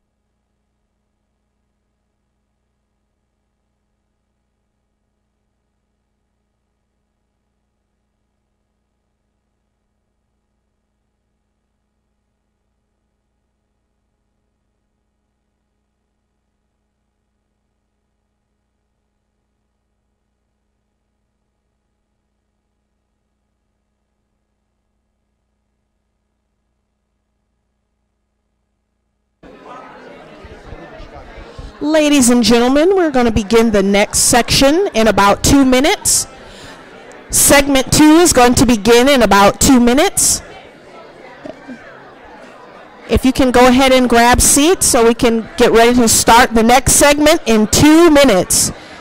Also, Please be sure to drop your card back here in the rear if you would like to enter the drawing for a cash prize. Any entrepreneur, please enter your business card for an opportunity to win our drawing today. I think it needs more volume. Does this need more volume?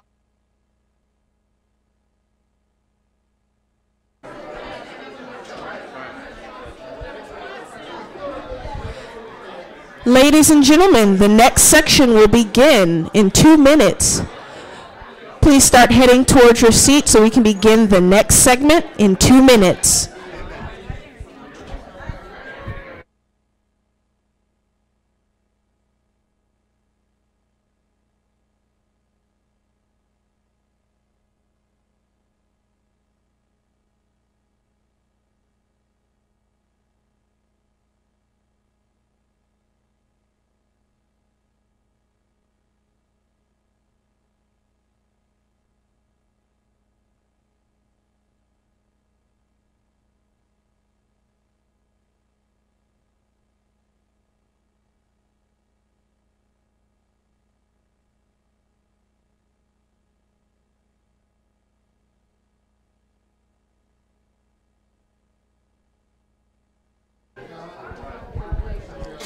Segment 2 of Main Street Live will begin in 30 seconds. Please return to your seats. The next segment will begin in 30 seconds. Please return to your seats.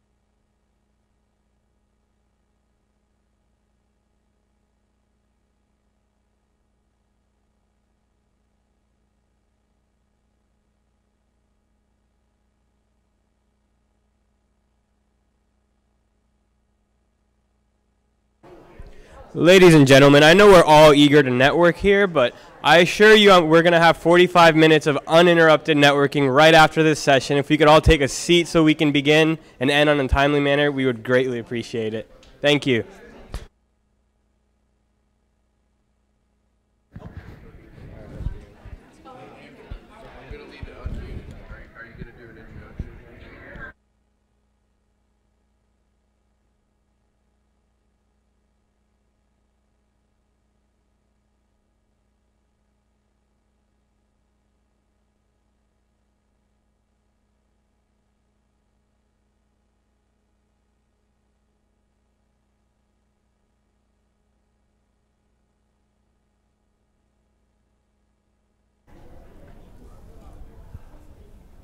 Hello, everyone, and welcome back. We're so thrilled that, here at AEO to have a fireside chat with two amazing people.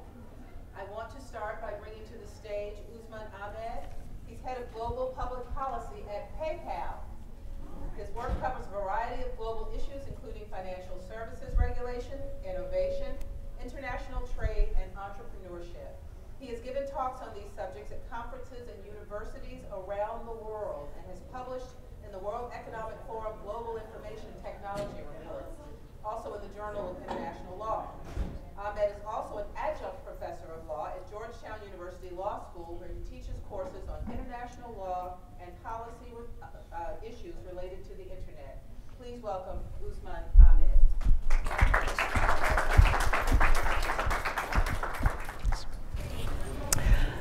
Also coming to the stage, oh, now that's a lot better. I should do Usman almost over. But he's the head of global public policy at PayPal.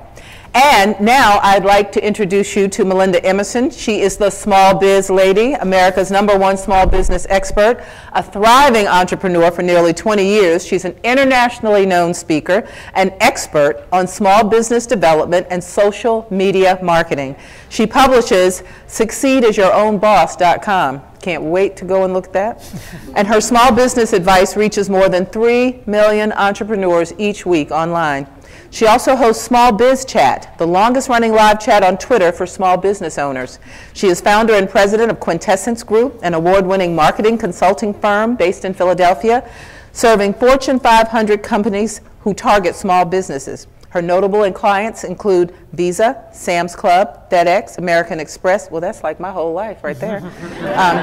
Pitney Bowes, Staples, and the Hartford. She has lectured at numerous colleges and universities, including MIT, the University of Pennsylvania, Rosemont College, Temple University, Cheyney State, Delaware State, Howard University, and Morgan State. Please welcome Melinda Emerson.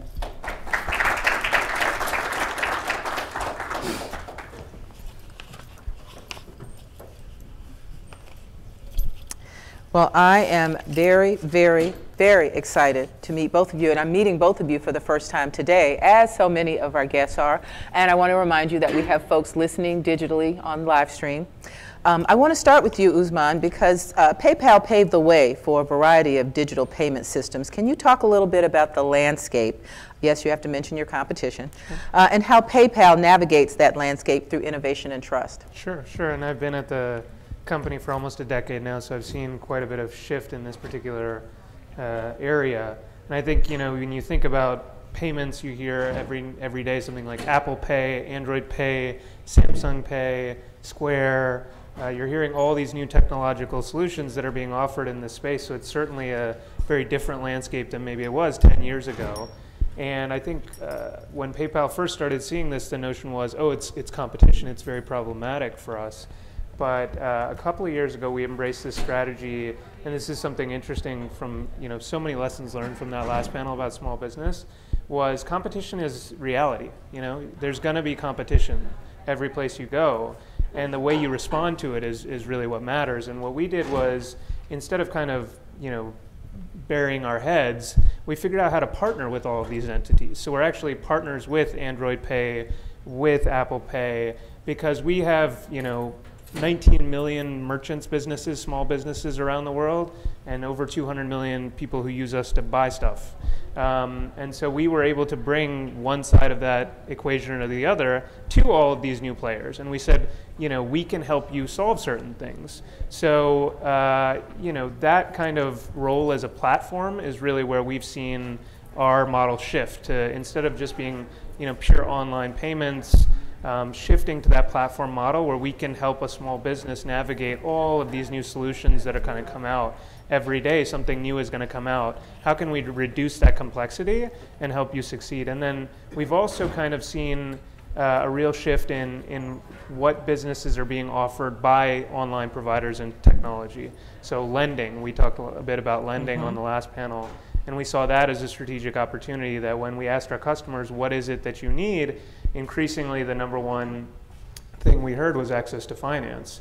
So we launched a product called PayPal Working Capital, which kind of, in an online fashion can provision access to finance in about 5 minutes of application.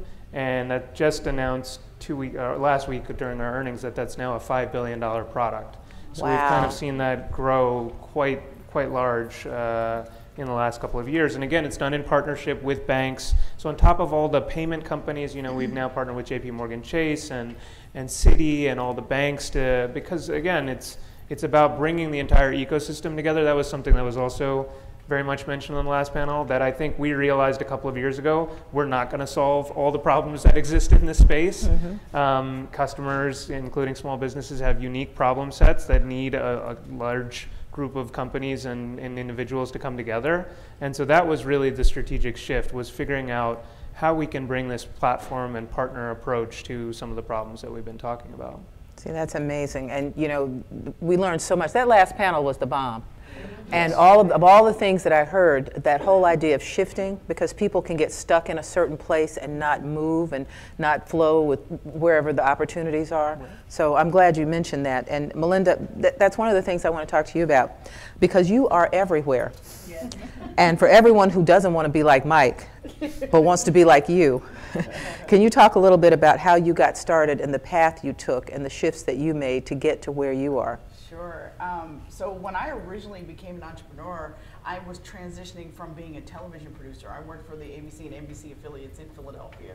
And so the first business I started was a video production business. You know, so what would a television producer do but start a video production business? But then we realized after a couple of years that everyone was using our videos to put them on the web. So then we were like, well, we better start building websites too. So then we started doing websites and video.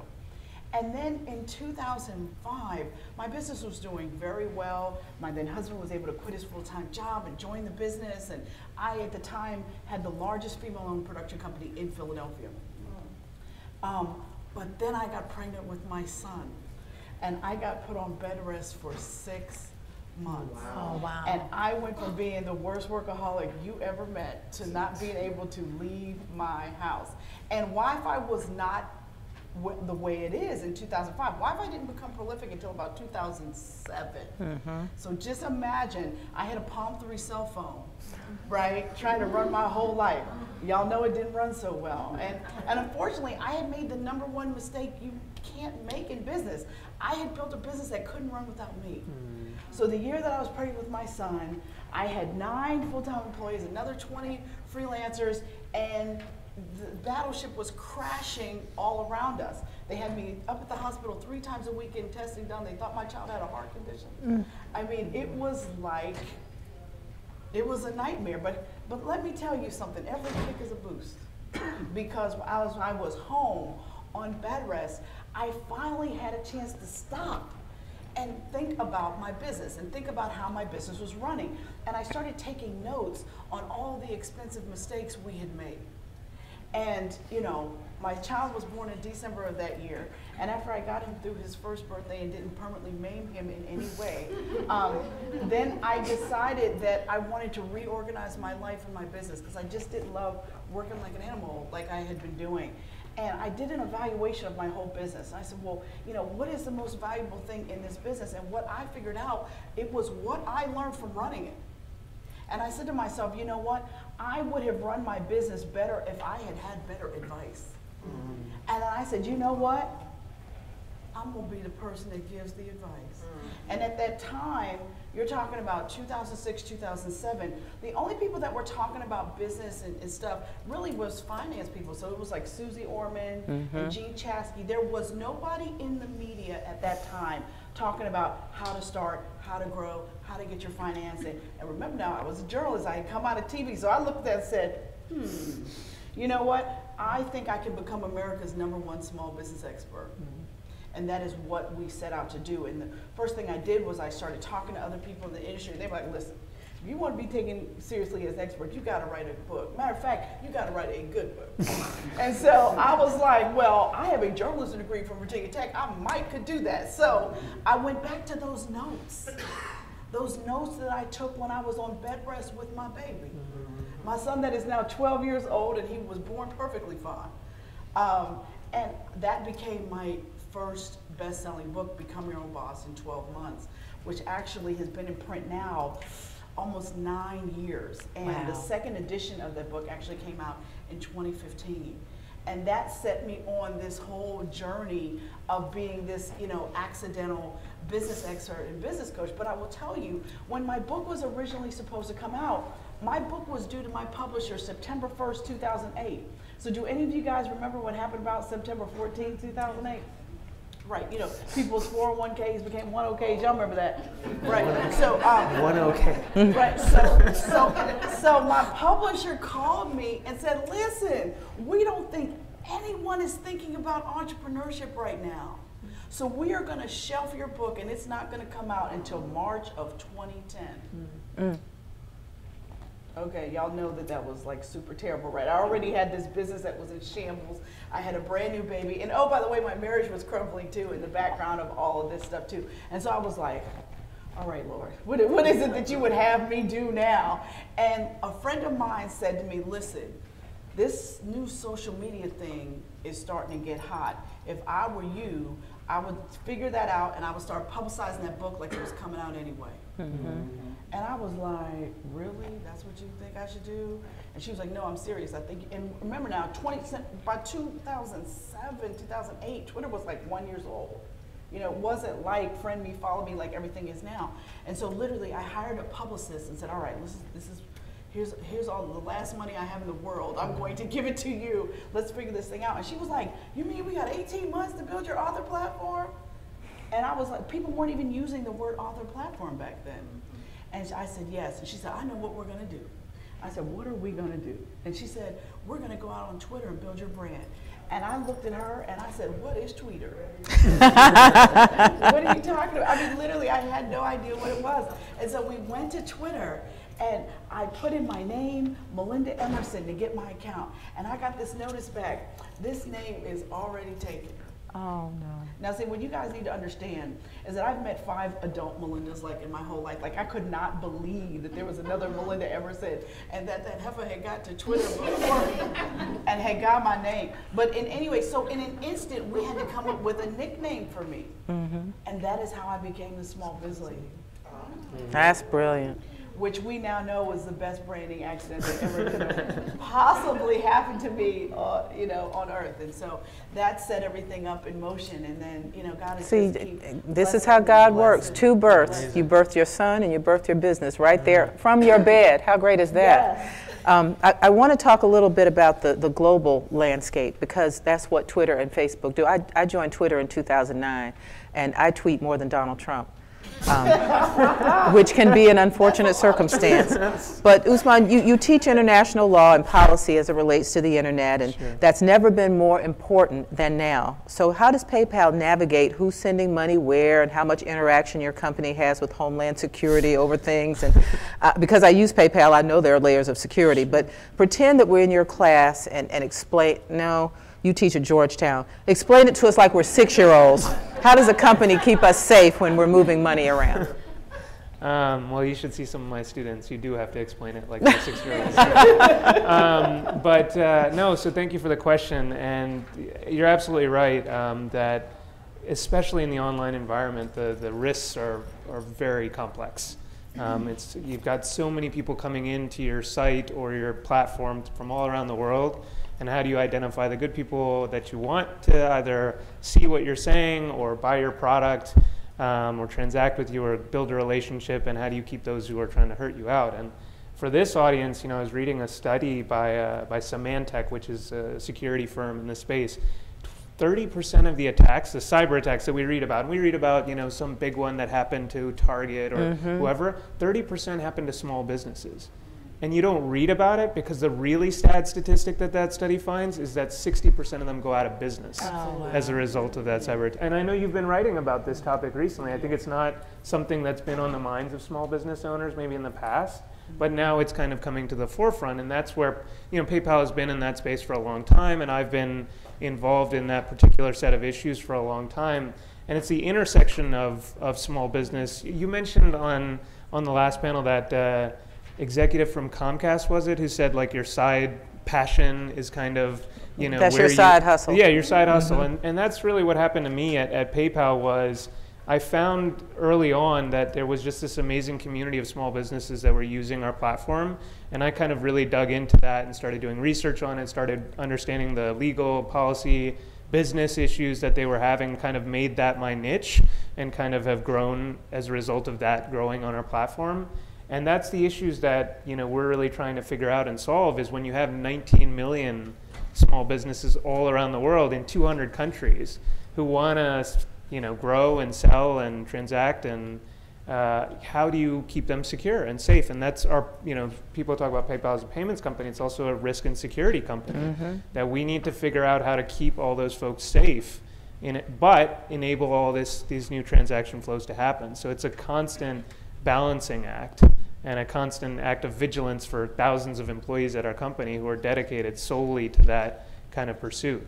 So we've got the small biz lady and the small biz gentleman right here. I love that you did that because it's, again, seeing what's there, looking at the market, well, looking at where. My mom was growing up, my mom owned a babysitting business, and your story reminded me of this, that, that gave us the ability, especially when my dad got injured and couldn't work, the ability to keep food on the table, but also the flexibility that every day when I came home, she was there. Mm-hmm. And I remember that. And we talked about that on the last panel too, the flexibility of being a small business owner. And then on the other side, on the flip side, I saw my brother invest in a gas station business and have that fail completely, and lost everything that he invested in that. And I remember working in that gas station in college, trying to get the car wash to work and, all the challenges of that. And so when I came to PayPal and I saw, okay, great digital company doing all this cool stuff with all those big names that you just mentioned, and Facebook and Twitter and Google. But if we don't, get on the ground and impact what's really going on in communities and help the small businesses that are the kind of foundation of people like me's lives when we're growing up, then it's not worth it. That's right. We need to be in those conversations, and I think it's been a really good strategic shift at PayPal to kind of build more products in that space and really try to serve that community. And this month we're trying to extend the Small Business Week that we're all here part of into an entire month.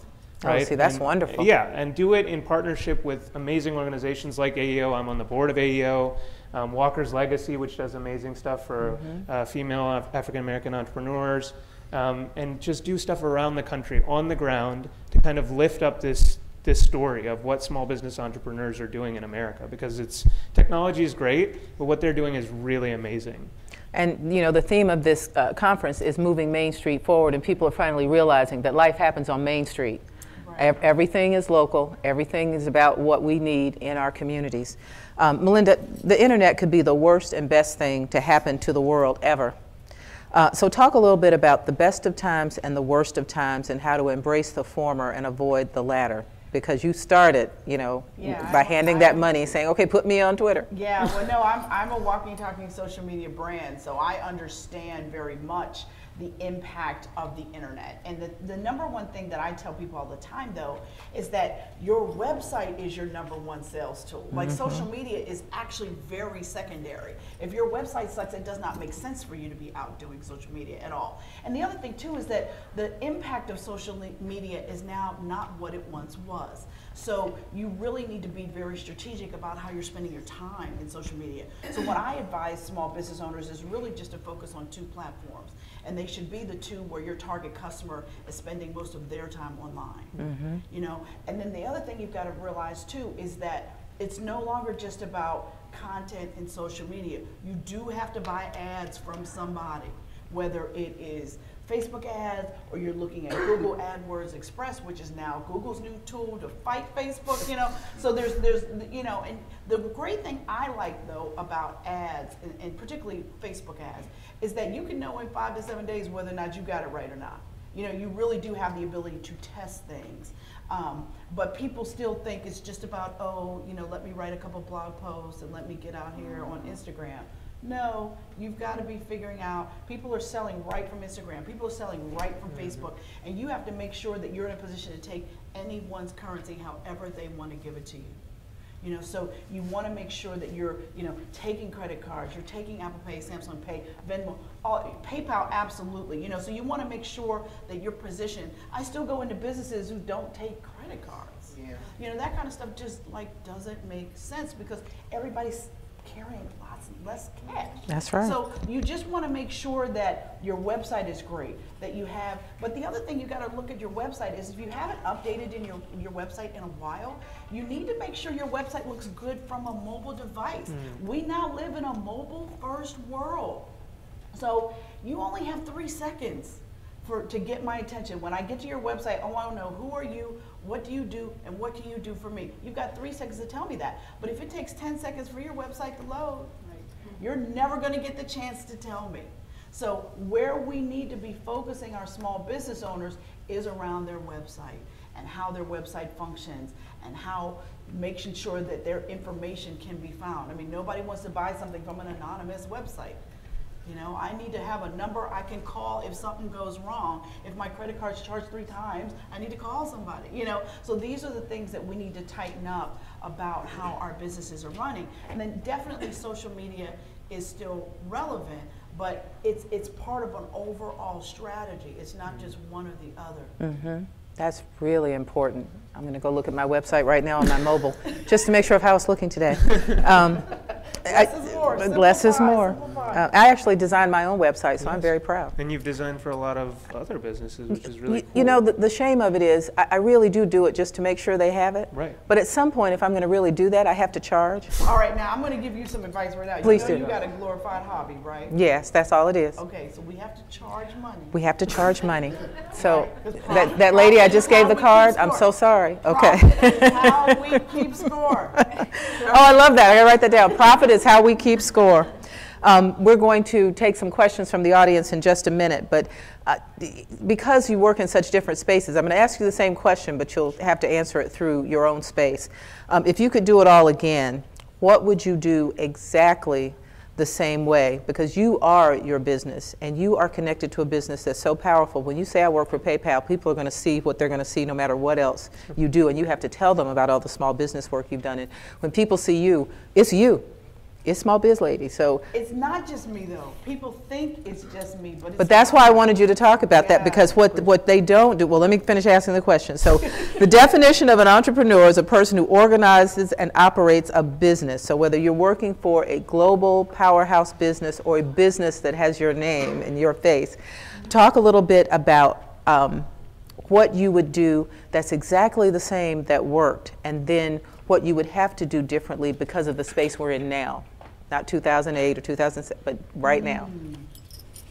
No. See, when you ask the hard question, then it's like, no, you, no, you. She made it harder. She acted like she was just going to ask. No, I don't ask baby questions. Please. You know, I think that when I hired someone in my business who thought about how my business made money other than me, that was the best hire I ever could have made, and I didn't make it fast enough. You know, in a business, you tend to hire doers first. Can you do this for me? Can you do that for me?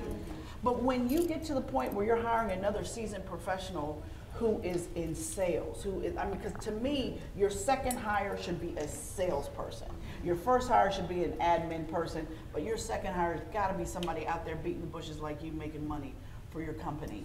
And I think that when I got very serious about making sure I always had a director of marketing, corporate sponsorship, you know, someone who's out working on sales on one hand, because I actually have 2 businesses. So I have Small Biz Lady Enterprises, which is the most visible thing that you all see, but I have Quintessence Group, which has been in business for 19 years, which is my consulting company that works with Fortune 500 companies.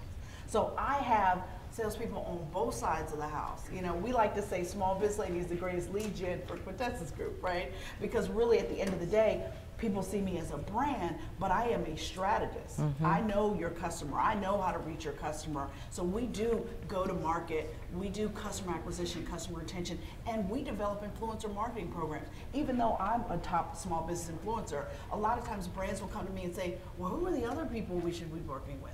And so we do that as well. And we do soup to nuts on those kinds of things. And people don't even realize, people think Small Biz Lady is like all I do. And I'm like, oh no, I have a whole machine that enables me to be here. My blog is still running while I'm here talking to you. And that's because I have a wonderful team of 7 people that work on the Small Biz Lady side of the house and another 5 that work on the consulting side of the house. And Nikki Woods, my director of marketing, is actually here with me today. All right. And the other thing too is my whole team is virtual. Mm-hmm. Right, so we manage via Skype, via conference calls. You know, our whole team is everywhere because you don't have to be in my face to work for me. As long as you get the results, I could care less when you get it done. You know, and I think that's anymore how big businesses and small businesses are running. Well, now let me ask a question because you mentioned the other side of the house. Do you work out of a house, or do you actually have a corporation or headquarters? You know what? I have a home-based business, and the bottom half of my house has been completely transformed. It's got a separate entrance, and desks, and people work in there, and computers and all that stuff, and my studio. So whenever you see me live on the internet and I'm doing a webinar or something, I'm doing that from my studio in my house. Now we do have corporate offices as well, so when people want to come visit us, we have a nice place we can talk to them at. But most of the time when you see me, I try to make as much money from my living room as possible. I know that's right. Yeah, so the thing I would definitely do the same is kind of pursue this niche in small business, because it has been the most rewarding part of my work at PayPal. And it really started early on when I heard in 2010, I think it was, that I met a woman from rural Missouri, and she told me about a business that she had, which was wedding designs. She would draw like unique wedding dresses, or she would draw your wedding dress and kind of, send it to you as a memento as part of your wedding. Oh, wow. And at that time she said, I said, so tell me about your business. She said, about 30-40% of my customers are in other countries. I said, wow, that's pretty fascinating. And the reason I found out about her was because I was getting married and I wanted to get one with an Indian, my wife's Indian, to get an Indian style dress drawn up. And she was like, oh, actually I send a lot of those to India. I was like, wow, that's incredible. And then I said, so you design them, you draw them? She said, no, actually I'm not an artist, I'm a marketing professional. And I have artists in like 6 different countries who kind of do the drawing and the design work for me.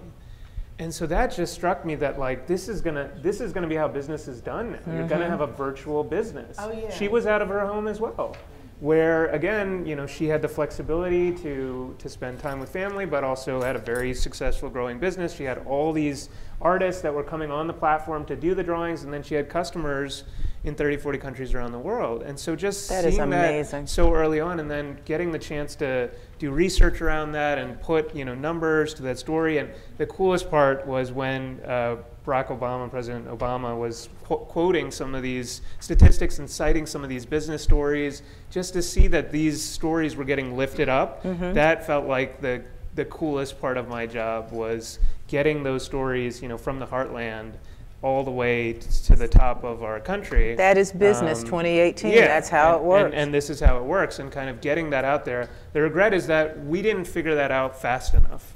But it's not too late. We can do it now. It's wonderful. We want to get to some questions from the audience, because I know you all have some about this 21st century way of doing business, particularly on the internet. So questions, and they're going to bring the mic forward. So if you raise your hand so they can see you, they'll come to you. And if you don't, I'm going to wind up asking one more. So, we've got a question yes? in the front, I think. No, she was pointing to her. Yeah, I knew. No, there he is, right here. Yes, Keith Dent from Rising Tide Capital. So, with just the last year, with a lot of the security issues that entrepreneurs as well as individuals are going through, what are some of the things that you guys, kind of the tips that entrepreneurs should use to make sure their sites are secure so they can continue to process, online payments and stuff like that? I know you've been writing about this. Well, I have been writing about this a lot, and one of the things that we are telling small business owners is they've got to look at who's hosting their website, because that's usually the door that people are getting into, is through the hosting, and whether or not they're on WordPress or they're maintaining their website and updating the latest versions. They also need to look at what their BYOD practices are, and that's the bring your own device practices, and making sure that the folks that work for you are not bringing viruses and things into your business or to your network, and really managing that. The other thing is just simple stuff like password management. Like, everyone needs to change their password every 30 days. These are the kinds of things. If you're using the same password for everything in your whole life, you're going to get hacked. So it's just, some of this stuff is just good common sense practices, but it starts with that website. Your website getting hacked is how they get in. Making sure that if you're using, mobile to handle payroll, things like that, just make sure that those passwords are getting changed every 30 days. Those are like the frontline ways to, kind of manage some of that. And I just say on the back end, also know who the back end providers are, right? Like where is the data that you're capturing from your customers being stored? Is it being encrypted properly and protected properly? Because you taking that on would be a tremendous challenge. And so we tend to use third-party providers, but making sure that those are trustworthy, reputable, that they're executing the best practices, I think is the most that you can do. And I'm extremely paranoid, so I change my password every week. Wow. Do you really? Yes, I do. That's a lot. I got a lot of passwords in my life. I know. It's a lot of work. It's password day. Okay, let's just get to it and fix them. Questions? Any other questions? Yes, right there. Hi, I'm back. I was told this time to mention that I'm a CPA, so when it comes to blogging and putting information out on social media, we are a very regulated industry. And to keep information current and relevant, I'm wondering what suggestions do you have for a person in an industry that's very regulated and what we put out has to be 100% accurate or disclaimed like an attorney wrote most of it? Right. Well, you know, the thing is that I have, you know, talked to people in financial services industries and things like that about this very issue. I think there's a lot of ways to skin a cat. So maybe writing, if writing is going to be prohibitive and it's going to have to sound like a lawyer write it, nobody wants to read that. So you've got to figure out could you do video blogs? Could you do interviews? You know, as long as you keep your content about your customer is going to be interested in that content.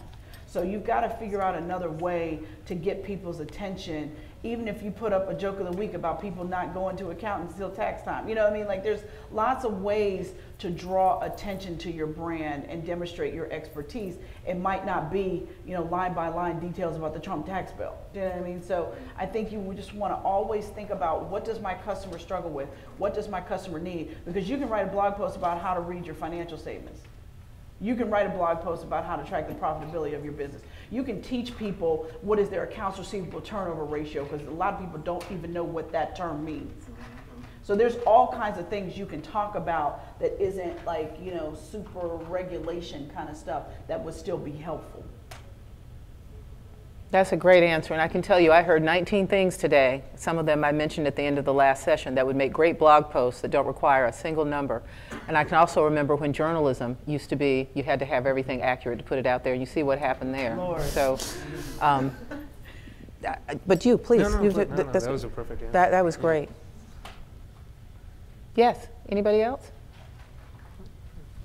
Well, I'm going to ask. One yes. question Oh, over hi, here. Monica. Yes. And you know, we've used Facebook to really promote our business more so than a website, because for what we do, nobody's really going to look to a website to find us, and we've had much more success with Facebook. But in light of the data breach debacle with Facebook, now I have to reevaluate, you know, all of my social media. So what would be your advice in terms of how, as a business owner, we should look at those terms of service and how we utilize social media sites? Well, one of the things that I think is really important about all social media sites is, you know, whenever you log into a new thing and it asks you, do you want to log in with Facebook or do you want to create your own login and password? Always create your own login and password, because part of the reason how those people were able to hack was because of people logging in with Facebook on other apps, and they were able to pull that data. Now, when it comes to Facebook, here's the thing. People spend more time on Facebook than they do any other social media site. So, and I don't think, data breach or not, people are not going to stop using Facebook until something better than Facebook comes out. So I don't think it's a bad thing to utilize Facebook, but I always think it's a bad thing for any small business to focus on a social media site versus their own real estate that they own. You still need to have your own URL and your own website. Because even if I see you on Facebook, I'm going to go Google you. So I want to see a website. I want to see some testimonials. I want to also see a LinkedIn profile from you too. So I'm going to go look and see who you are before I ever pick up the phone to call you. So you do still need to make sure that your brand is out there, and but that you have a website that represents your business well. That's the best advice you will ever get as a small business person. I can tell you, as someone who works in the media, as soon as we get a press release, it either goes in the trash can or we go Google to see who and what that entity is. And if you're not on the web, then it goes in the trash can. And what do you know, I think one point you're highlighting here that's so important that just doesn't get discussed enough is, what are people looking for when they're looking for that? They're looking for trust. Yes. Yeah. Right? This isn't credibility happening in person. So I have a little bit of a trust gap. So I'm going to go find your website. I'm going to look at your Twitter. I'm going to look at your Facebook. I'm going to look at different things because I want to piece together who this person or this product or this service really is. And unless you have that infrastructure in place, and it's probably done with trusted entities, it's going to be tough for anybody to find you and trust you. Right. It's all about social proof, you know, so that's why you can't just live on one thing, especially something like Facebook, because Facebook to me, you know, they're the most disingenuous of all of them out there as far as I'm concerned, because, you know, it's one thing for all those years for them to try to get people, like my page, like my page. Now 119 people will see something that you post unless you're paying them for an ad. So you really, it's scary to get your whole brand wrapped up into something you can't control, because at any given day they can take it away, or, you know, make your access that you have to pay them to have access to people who already like you. So I just think that you definitely want to make sure that you have your own real estate out here that you control. And I can tell you, Melinda is the expert, but it is called social media for a reason. Right. It is mostly to post the pictures of the family picnic and all that other stuff. If the only place somebody sees your business is on Facebook, they don't take you as seriously as going to look at your website, a professional website, and seeing that you're real. But one thing I will notice, more of these platforms are creating transactions that happen straight through the platform. So I know. It's just, you know, one thing I really appreciate about the last panel that I wanted to bring up again, because it's such an important point, and it's something we learned again through our experience at PayPal, was you got to go to where your customers are going. And like, we can't control that. Customers are gonna, the market does what the market wants to do. So if we're not there to service them where they want to be, we might miss out. I agree with you. And You it's do. a If tough you're balance selling again. stuff and you're selling stuff on Instagram, people need to be able to buy it right there.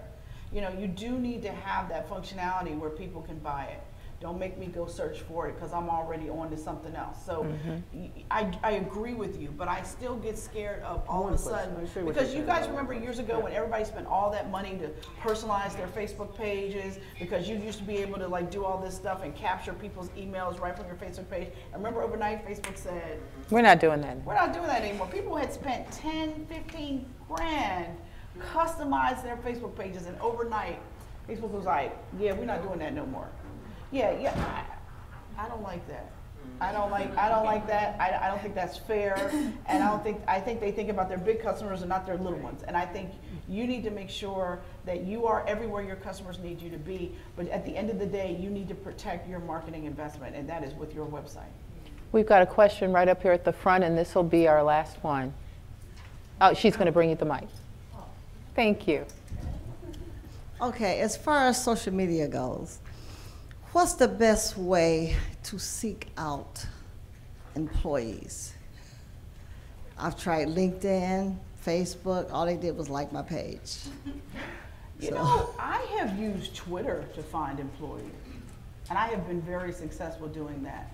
I have been also very successful on LinkedIn, just doing searches for what I'm looking for, and then finding the person and then sending them an email. Hey, I see you have this expertise. I would like to talk to you. I don't necessarily tell them I got a job, but I say, hey, I mean, and I do that as a test to see how responsive they are to their own social media as much as anything else. Because on LinkedIn, it was really hard, the profession that I'm in, which is I'm a hairstylist. So yeah, I don't get, not on LinkedIn. No, you're not gonna find that on LinkedIn. No. Well, I will say this on behalf of newspapers, because we're not dead yet. If there's something really great or funky about whatever you're doing in your salon, and you can get a story and say, by the way, I'm looking for people, that is a huge, boost for you. And they're still advertising. And you might do well just going to hair schools, just talking to these folks about to graduate that need hours and need experience. You might do better training them up versus finding a seasoned one. You can also go get your hair done in a couple of places. Word spreads. Yeah. Well, you all were great once again. This was a fantastic, fantastic day. Please thank our panelists, Melinda Emerson and Yusuf Ahmed. You can follow. Thank you. Thank you. You can follow them on social media. You can keep up with them as they're walking out the door and grab their cards. Don't tackle them. But whatever you do, I just want to say this one more time as I take my leave today, because this has been fabulous. I was so glad to be here. I can't wait to call Roland and tell him it was just the best sub ever.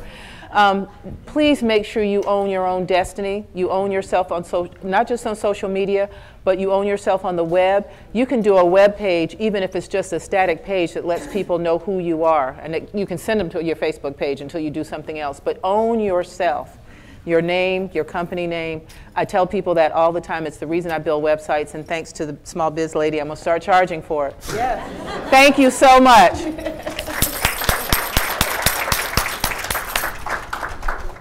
Thank you so much. If everyone could just hold their seats for just a second for a few quick announcements. But first, can we get another round of applause for all of our speakers and our moderator? They were fantastic.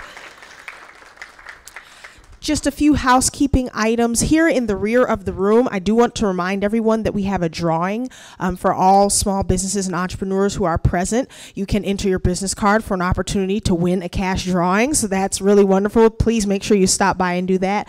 Also, you may not know that one of our guests, Melinda Emerson, is also an author. She is the author of Fix Your Business. And right now we have a drawing to give away 8 copies of her book. So you can also enter your business card for that, for an opportunity to win a free book and support a fellow entrepreneur. So please stop by the table here to the left of this step and repeat during our networking hour, which is about to begin shortly. Refreshments will be placed out in the hall so that you can have some space to walk around, stretch, talk, meet people, and mingle and have a great time. All right?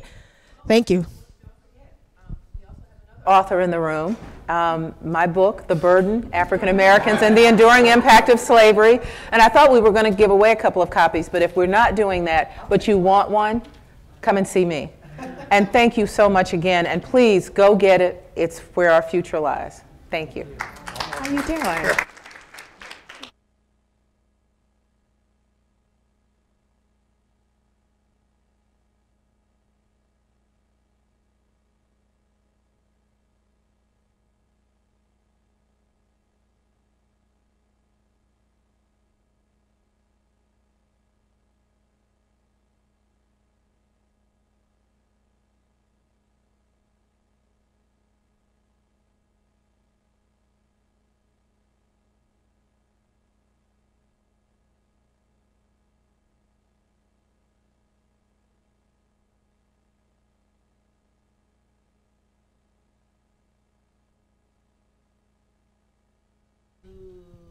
Thank you very much. Thanks to everyone, and certainly to Camille, our partner, for your sponsoring this event. Thank you so much. And I would be remiss if I do not acknowledge the Michigan District Office team, my team. Without them, I can't do what I do. So I want to acknowledge them. Particularly, I have 2 in the room. Hadari Brown, who's he's been on board, what, Hadari, 2 weeks, 3 weeks? He's our new public affairs specialist. Young man who's going to be doing all of our social media. So Hadari Brown, raise your hand. And Latifah Bradwell is somewhere here. She's in our Lending Relations Division. So she works with all the money. So thank you, Latifah, for all your work. So again, thank you for everything, and I hope you benefited. And we're here in Michigan, so if you need anything, my office is on 477 Michigan Avenue. We're in the Federal Building, so pop by to see us. Thank you all. So please go out into the foyer area and get your lunch.